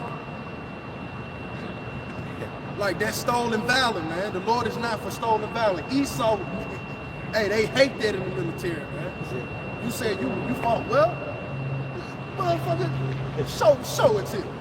Show me the stripes. You gotta prove these things, man. Read that. Yep, again, it says, exalt not thyself, lest thou fall and bring dishonor upon thy soul. When you fall, you're going to bring dishonor. You see? Like the brother had mentioned earlier and went into. Of course, you don't represent us, person to person, but you are a physical signet or representation of Israel because of how you put yourself out there and how Esau was really using you as a beacon to basically blame us later or whatever. You did that, man. You want to say something about it? I just add what you're saying, brother, because again, it's what the worldly spirit, like you mentioned earlier, we supposed to be separate, man. We supposed to be depicted different from everybody, man. But now you just another freakism, man. You're no different than Diddy, man. You know? Man, you're really supposed to be in the spirit of Abraham. Yeah. You know, and what made Abraham so holy in Yahawashi? He separated himself from the world. Because you got to realize in that time period that Abraham was in that area, it was a trend of people, you know, following, worshiping the sun. Niggas had parties, you know, niggas was screwing it up for the lack of better word. But the Lord said, come out of that shit, man. Right. You know, we have to be in that same spirit today.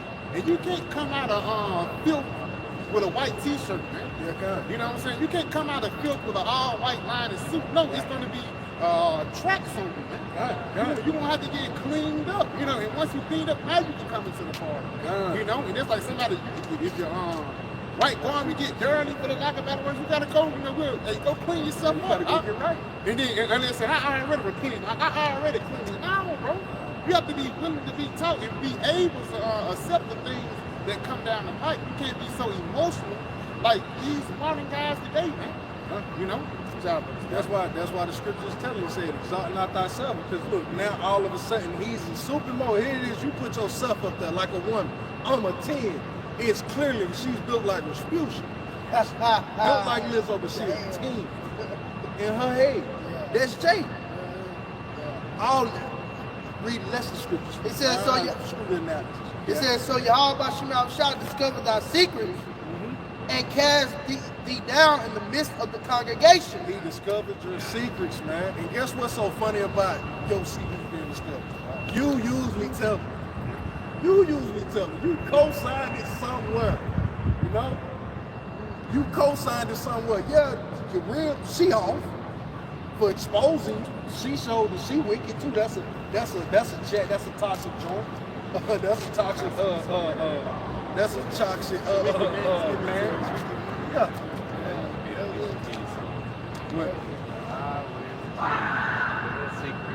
Yep, see? Up until what? Until things didn't go her way. And what she do? Hey, now she telling the world your secrets, man. Damn. You see?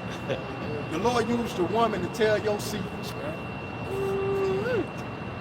But that's how it works. And so you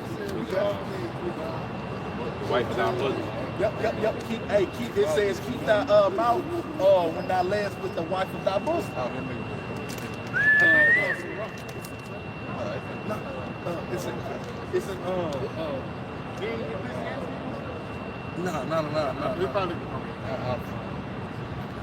But even then, it's like even then, a lot of those guys who do a pillow talk, they be mother boys.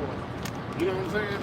Those be the guys who connect instead of you being so hard. You know, instead of you going into a man with it, for lack of better words, you'll go to the women because that's what you're more comfortable with. You're more comfortable with that feminine energy, man. You know? Feminine energy can't hold water. Yeah, this Sirach chapter 1 finishing off in verse 30. It said, so Yahawah shall discover thy secrets and cast thee down in the midst of the congregation. That's what happened, man. You've been cast down in the midst of the congregation. Now everybody know that you like to be pegged, man. You see? But before this, man, when the apostles and the elders were telling you, hey, yo, you're making us look bad. With the gun token, the rap music videos, all this, that, and the third. We was telling you was making us look bad. The Lord was telling, that was the Lord's warning of, hey, bro, you doing too much, bro. Like, hey, man, chill out before I really do you something. Jake didn't take heed unto it. So you get to a point that you actually build a particular level of charisma and a level of confidence because these things seems to be in your favor in Israel, and then all of a sudden the Lord casts you down by something that Diddy got put locked up for. Something that's extremely shameful, man. You are a gun-toting homosexual, man. That's just what it is. Oh shit, gangster list. Yeah, you a gangster-licious. That's what I was looking for. I was trying to find it in the spirit. He's gangster-licious, man. Gangster-licious, man. It says it cast thee down in the midst of the congregation, because thou camest not in truth to the fear of the Lord, but thy heart is full of deceit. So you didn't come to the fear of the Lord in truth, right? All right, when you began to understand and see particular things of Yahawashi, you still had ulterior motives. It was still esteemed in what? You wanted notoriety, or you wanted money, or you wanted the freaks. So now what would he be known as? Sakara would be known as the freaky gangsters, man. That's just what it is. That's what it is at this point. That's the Lord casting them down before the congregation, man. And yet we're left to deal with the residuals of those words, those names being called, those bywords. Now, you know, Sakara's going to be out of the picture, but men that are still within the faith in the fold will be known. So you guys tote guns? Are you guys in the packing? It's like you left that stain up for us to deal with, huh? All right, that was it. This is the book of Proverbs, chapter 11 and verse 2. It says, when pride cometh, then cometh shame. But with the lowly is wisdom. You know, to back the brothers up, man. That nigga had pride. And you know, you see how bold he was to come up against head elders and apostles, man. But guess what? Now that nigga is shamed now, man. You know what I mean? Like the last live he did, when he fucking, I don't even know where he get the tissue from. Like the nigga got spiritual power. Like, what the fuck, you know what I mean? But you see, there was shame upon that nigga, man, because he got exposed, man. All because of pride, man. The scripture say, before pride come with destruction, before a Holy Spirit then a fall. Now you see that nigga low now, man. You know, instead of being humble, you know what I mean? With humility come before honor, you know, he didn't want to take that route, man. All right, okay. Well, you want to deal with the demons that come with being Mr. Chief High Priest, man. All right, and you weren't able to bear it. Now you want to pull out, huh? You know? No pun Yeah, but that's why you know it's a beautiful thing to fall into the hands of Yahawashi, man. Because a lot of niggas thought this guy was righteous. Yeah. And he literally he got cast down by way of a woman, man. Like Samson. Like, of course, Samson was righteous within his. It was Lord's will for a greater judgment to come later. But for you, it's just to your forever shame and contempt in the kingdom, man. Basically, the Lord put a faggot spirit on him, man. Yeah. The Lord sent down from heavens upon the chief priest. The Lord sent down a faggot spirit on him, man. Romans 1 now. Yeah, he a Romans 1. The chief priest of the Moses now, man. Shit. Good job, man. In the book of Micah, chapter 7, verse 5, it says, trust ye not in a friend, and put ye not confidence in a God. And so you got his manifolds, man. All of you individuals that trusted in your good old boy Halalyam. That's my homie, yo. That's a real nigga. I'm a leader for the young niggas. I don't think these young niggas want to be paid, man. Read that back, because I'm finna get off topic, man. Read that back, slide. It says, trust ye not in a friend, and put ye not confidence.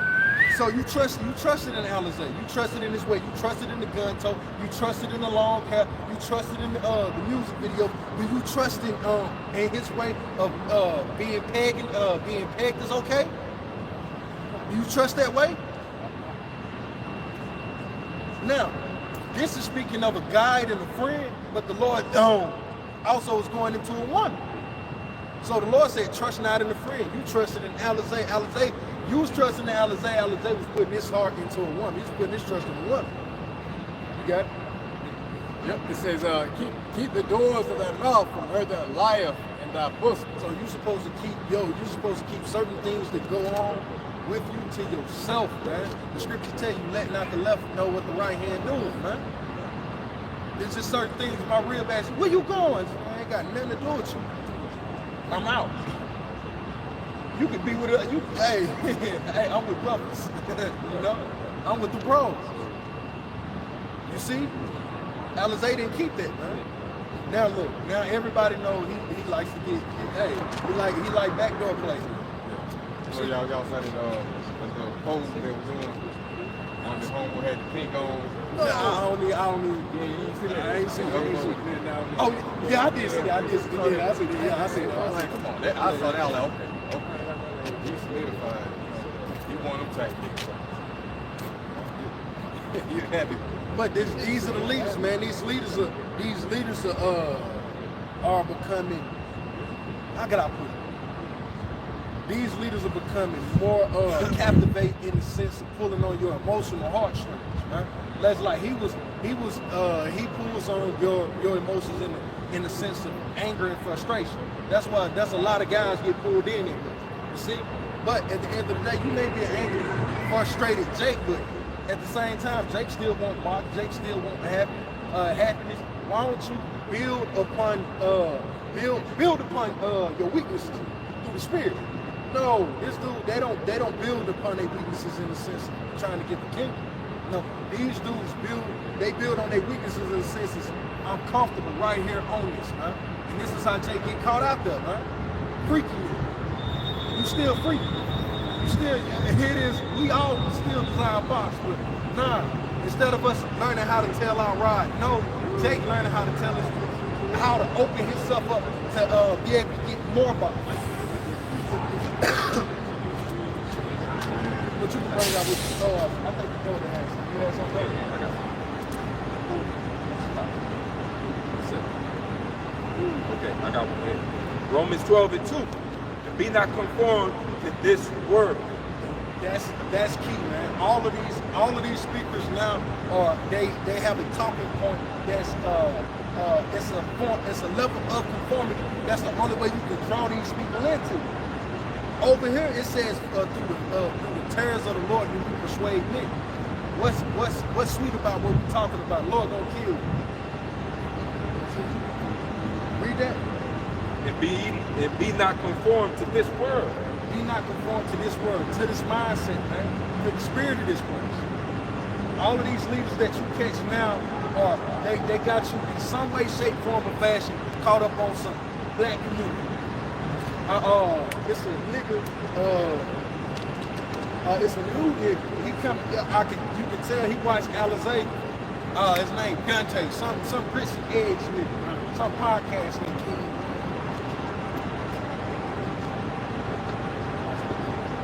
But so I can read that. And be not conformed to this world. Read it from the top. So Romans 12:2. And be not conformed to this world, but be transformed by the renewing of your mind. Yeah, we're supposed to be renewing our mind, man. We become new. And the renewing of our mind is what? It's being refreshed. Being refreshed back to the ways, to the thought process of Adam. To have full understanding. When I walk outside, I know that tree. When I walk out, I know what the reason that animal exists. I know why the wind is blowing that way. We're renewing our minds in every sense, man. But first and foremost is what? By understanding what it is to keep these laws, statutes, and commandments, and what's pleasing in the sight of the Most High. And after you get that down, now you gotta work on and maintain how I conduct myself with brethren, amongst the brotherhood, amongst the folk. These are the things that we're supposed to be building roof with. You'll read that? I'm saying, but be ye transformed by the renewing of your mind. So this is supposed to make you a new creature, not to a point that you brag about what you used to do in the world. Hey, so we're supposed to really be talking about what I expected in the kingdom. Hey, I pray then this brother can go fishing in the kingdom and we pull out something the size of Moby Dick. You know? That's the conversation we're supposed to be in. Speaking towards the kingdom. Hey, look at the hand. Yeah, look at the hand. Everybody else is looking at that. Because a nigga glorify having the big seats to front. Yeah. You know what I'm saying? The nigga brought out, we used to have nigga roll in the Benz in 2003, but we're going by in the things that we're going to have in the future. Right. Which ultimately, yeah, we're going to have riches, women, and health, but the first thing we're going to have is Yahawah back in every in conviction. Yeah, we're gonna have that direct pipeline back to Yahawah, man. And that's something that's going on. That's why you can Yahawah said, even when they're glory in this, that he Lord can understand me. And that's how you know it's an outspin with the nigga, you know. Ain't nothing wrong with talking about rods and nothing like that, but it's an outspin when you start bragging on yourself, or bragging on yourself, man. Even though I look good, the Lord the reason say you like look good. You drunk, you see? And that's indicative of you being drunk on Babylon, right? Because the scriptures tell us that wine drunk in excess, wine drunk immoderately drives away pain and drives away a lowly mind. But wine drunken in excess causes a man to begin to speak by talents. And what it means by it causes a man to speak by talent, it means to brag, man. Now you out here just bragging about shit that you ain't have no hand in that. What Jake look like out here with these bras getting naked? You should be throwing the money at them. You should be throwing it here. Every shalom. Every stripper, every what is it? OF model. All of them supposed to be throwing down their coins right here at the altar of Yahawashi. He did that. He ain't have no hand in it. But then again, they trusted themselves. Yeah. Like even a nigga work out all day, he think he just so big by himself. It's the Lord that put that inspiration to run it. Just going back to that guy at the top. You know, the Lord actually sent down from the heavens a homosexual spirit upon this guy, a guy that's supposed to be the truth. Showing you that all these things is not of yourself, it's not he that will, or he that won't, it's the Lord that doing this thing, bro. Showing you that none of us is basically in control, we just praying and hoping that Yahawah shall guide us into life. If I may say, the thing that you do in the church is supposed to make you proud. You know what I'm saying? Because you say that man, in best state is all but empty, man. So yes, we run the vessels and we're seeking for the glory of the Rawchaa, like the brother minister, man. Like, kingdom in heaven, we're going to be likened to our Lord. That's what we're going to be in the glory. You know what I'm saying? We're going to be perfected. That's the ultimate goal, man. Not here and what we can attain here. Man, it don't mean shit, man. It's void. It's better. You know? Temporary is that. Yeah. Anything the scriptures make us turn towards the thing that's immortal, that's going to last. Makes more sense. You want to buy stuff with high quality because it lasts long. So this is the highest quality there is. So anything that comes in the midst of it, you gotta put it where it's going. It's categorized, but that's what discernment is. Being able to tell the difference between. When they walk in, they say, well, this gospel, he teaching it the way I like. Well, you gotta be able to discern whether the Lord was with that, did the Lord teach like that, if it's examples that was set, because any other example, more than likely, it's going to be a deceitful example. And you're going to see the end of that man, whereas you should have marked the perfect man. Okay, this is 1 Corinthians 4 and 7. This is in, I'm going to read KJV. It says, well, who maketh thee to differ from one another? And what hast thou that thou didst not receive? Everything you got. And the fact that one brother, you know, is great at one skill and another brother, we all different because Yahawah shot.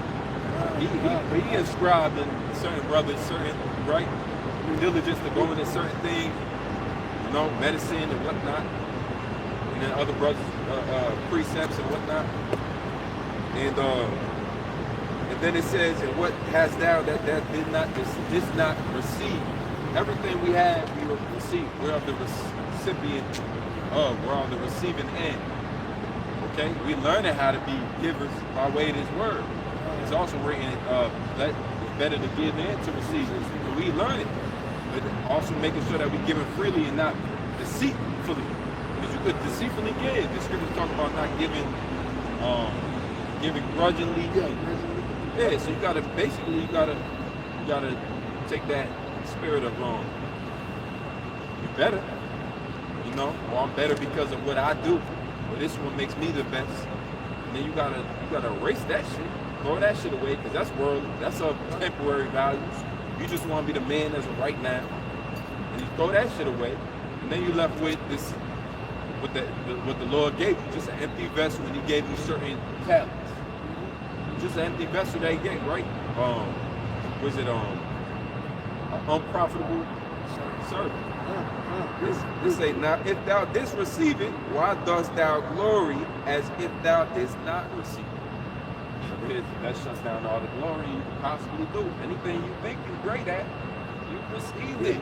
Lord gave it to you. And that's what Paul said.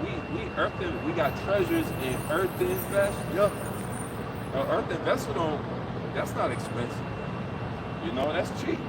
These bodies, look at them, man. You get played. Even Paul had to deal with the thorn in his flesh. Wow, just so he could, right? Or else he would have had something to boast of. Who knows? He said basically, who knows what kind of boasting I would have done had this not been a situation for me. Yeah, because he was doing, Paul was basically like a god walking on the planet Earth. They treated him as such. At some point in time, they started praising. Yeah, after that snake jumped out of the fire building, they was like, surely this man's gonna die. They sat around for 24 hours like, he's gonna drop dead. And when he didn't drop dead, it was like, this dude's God. And he was like, nah, look at the thorn, whatever physical ailment that was, he was like, you're going into two ways. See, because of this right here, the Lord's power was shown in his weakness. You know, but in his weakness, he could have gloried it. Look how strong I am opposed to it. The rest of the world looks powerful. Look how frail and weak I am, but look how much better I am. He could have boasted it. He took humility. He took humility. The understanding of Yahawashi, Yahawashi is nothing for me to glory in this world. This is of him. That's why he gave him it. Halalyam ain't got no thorn in his side. That's why he's born in himself. He's not going through himself. You know, that's why we pray to ask Yahawashi to keep the Holy Spirit upon us. That's some scary thing. It says, continue, it say, now ye are full, now ye are rich. Ye have reigned as kings without us. This is Paul speaking about how, you know, you are the God. You know, you reigning as kings, whereas look at the work I put in. I have reason to boast, but I don't. And here it is, you guys reign as kings. We the spies. He went on basically to say, being in fame, we in treatment. You know, they look down upon us. We the first, we the offscore of the world, which means the garbage, the trash. We look at the filth of the world. You gotta go through a lot of persecution. For real. This is what it comes down, this is what it boils down to. Troubles in the flesh, persecution, adversity, right? Hardships, all revolving around just because you want to serve the Lord correctly. And say, you have reigned as kings without us. Because he wasn't a part of that, feeling like a king. He was mistreated. Right? The higher ups was seeking his head. You had men that basically said, we're going to go hungry until we slay Paul. Yeah. That's crazy. Life and death, you know, who is it? So one of them got taken down out of a house. They escaped the house through a basket. Yeah. You know, they was they needed angels to break them out of prisons. They was getting scourged. Paul was beat. Paul was beat the script say he got caught up in the third heaven.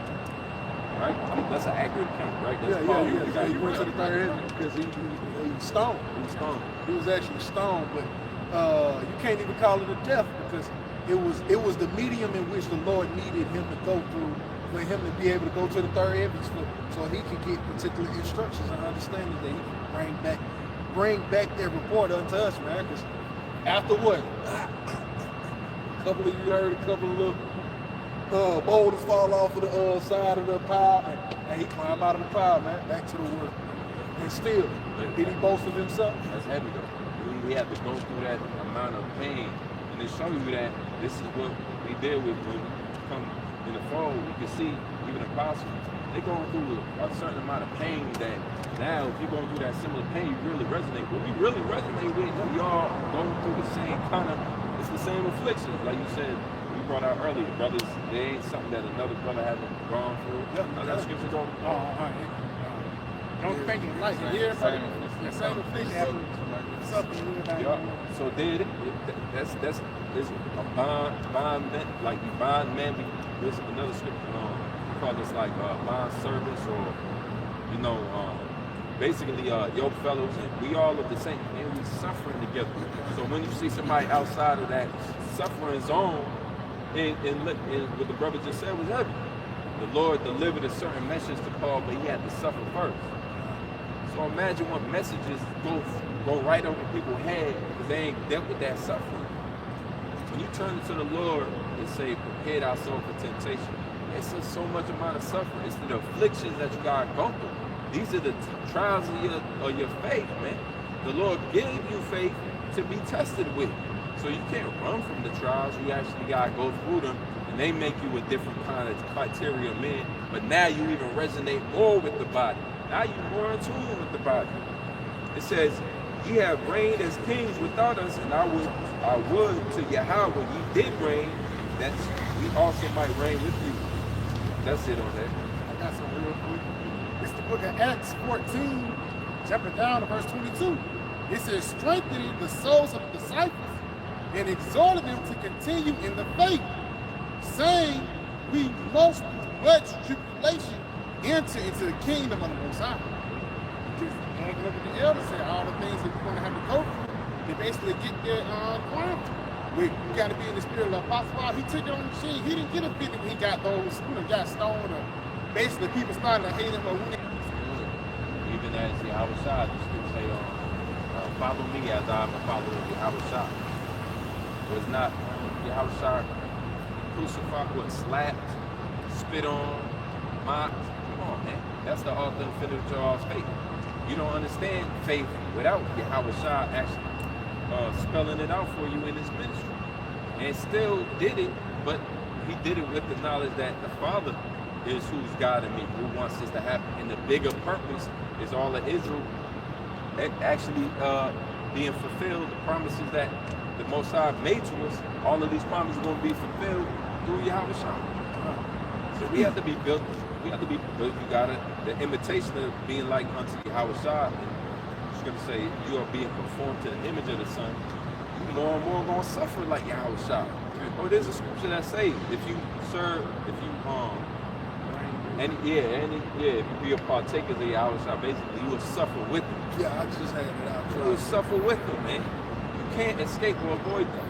I got something for you real quick. The book of Psalm 34:19, it says, many are the afflictions of the righteous, but the Lord Yahawah shall deliver them out of them all. Hey, man, call all you Yahawashi. That's what the Heavenly Father here to do, man. See us through these obstacles of challenges and trials of our faith, man. And many of are the afflictions. All right, so what number you gonna stop at from many? Many means just what it says, plural. It could be from 100 to 1,000, right? So you got to be able to go through trial. And this is really the test of your faith and manhood. And this is you was talking about that earlier on. Rite of passage. The rite of passage. The rite of passage is being able to suffer for Yahawah Shem Yahshua sake, man, hands down. Yeah, I gotta bring this out for you. I'm gonna read it in the there's one that King says James and the NLT. there's one that says This is Isaiah 53:10. It says, yet it pleased Yahawah to bruise him. So then him is speaking to Yahawashi. It said he hath put him to grief. When thou shalt make his soul an offering for sin, he shall see his seed, he shall prolong his days, and the pleasure of Yahawah shall prosper in his hand. So I read it in the NLT.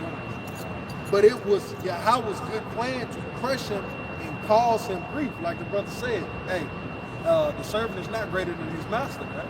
So if it pleased Yahawah to bruise Yahawashi in order for Yahawashi to be the covering for our sins and for us to be able to receive eternal life, don't you think that the elect or the cream of the crop of Israel, they will suffer those same things, right?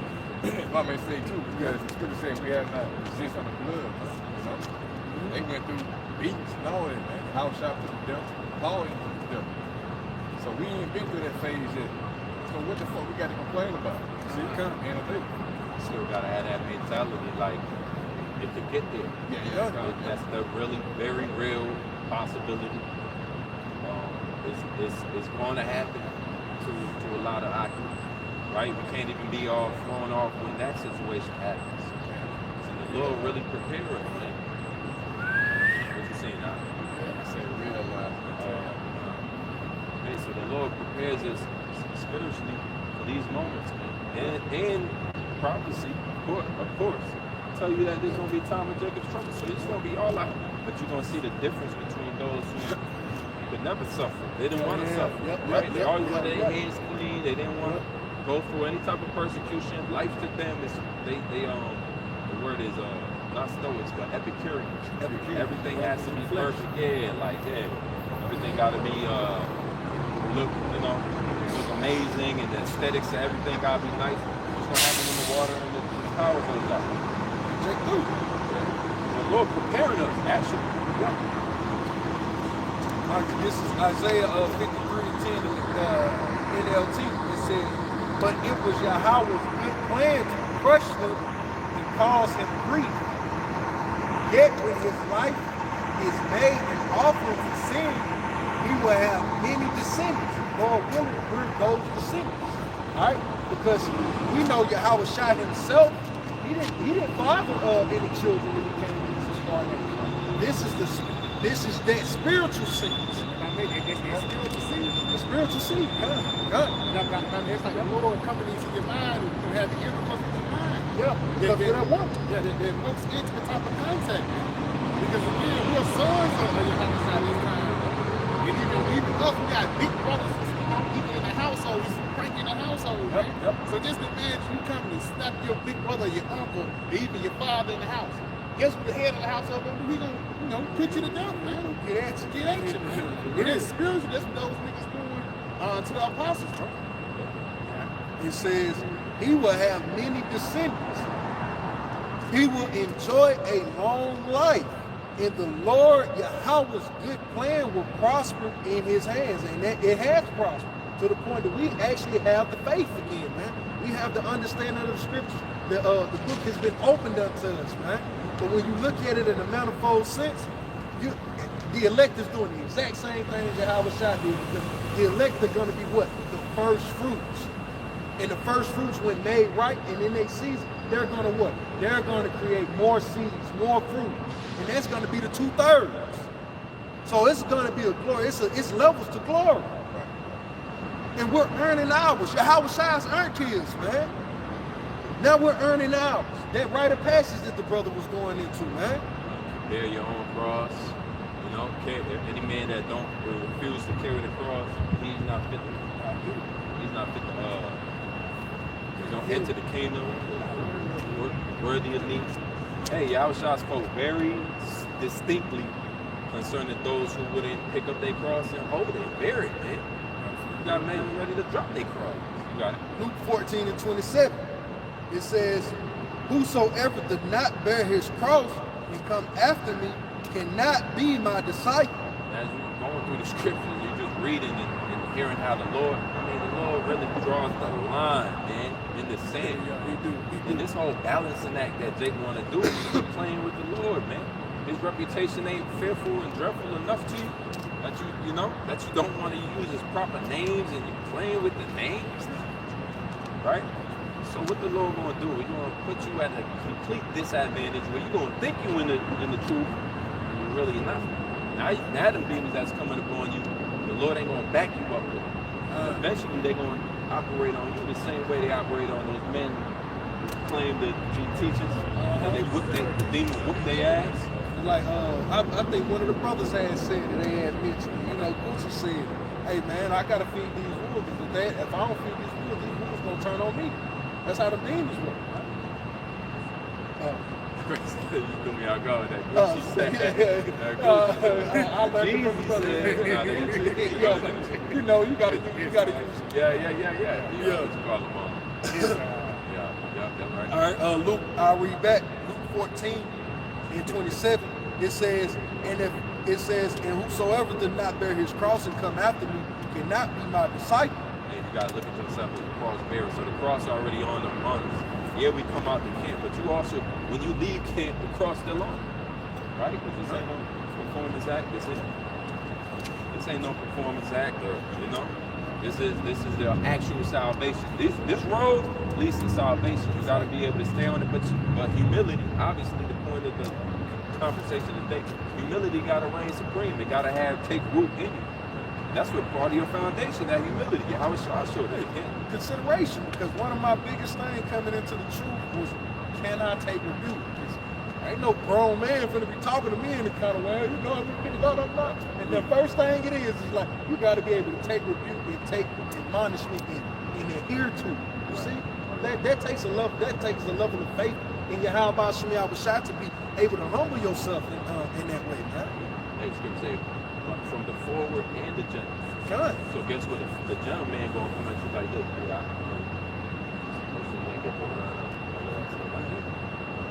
forward, that's a gentleman. The forward man gonna be like, no, what the fuck? Yeah, what you doing? Yeah, it's different. But guess what? That just in case you had a situation where you ain't want to get rebuked on the spot, I could get checked, but not like at this level. It says, but which of you intending, and it's still a thing that Alizé didn't consider, because humility is one of the key things that keeps you around in this faith, man. That's how you can continue to abound. That's how you can be brotherly. That's how you can be charitable. You see, humility is a key cornerstone in this walk. All right, it says, but which of you intending to build a tower sitteth not down first? So you didn't consider humility. You didn't consider the understanding of the conversations of the elders before coming out to the highways and byways. Did you consider the conversations of the apostles and the elders when you decided to make yourself a captain? Did you consider these things when you decided, I'm going to do this? It says, sitteth not down first and counteth the cost, rather he have sufficient to finish it. Because now he's I'm stepping down. So, you mean to tell me you ain't gonna bear your cross no more, brother? But I thought you said you was a disciple of the Lord. We have to consider these things. That's why the Spirit is telling us to be humble, man. Humility is going to be a chief virtue in the day of Jacob's trouble, because if you don't know how to move in humility and move with meekness, you get your head taken off, man. You could get put to death by a 10-year-old in that day, man, all because of his self-perceived disrespect of you towards him. All right, but yeah, that was it. But with that, Lord willing, this was an edifying camp. We want to end off by giving all glory and infinite praises unto Yahawah, Ba'ashem, Yahawashi, Ba'ashem, Qadash. Double understand our apostles and the elders at Great Millstone. And salutations to the Akim throughout the four corners. To the next time, Shalom. Shalom. Right now.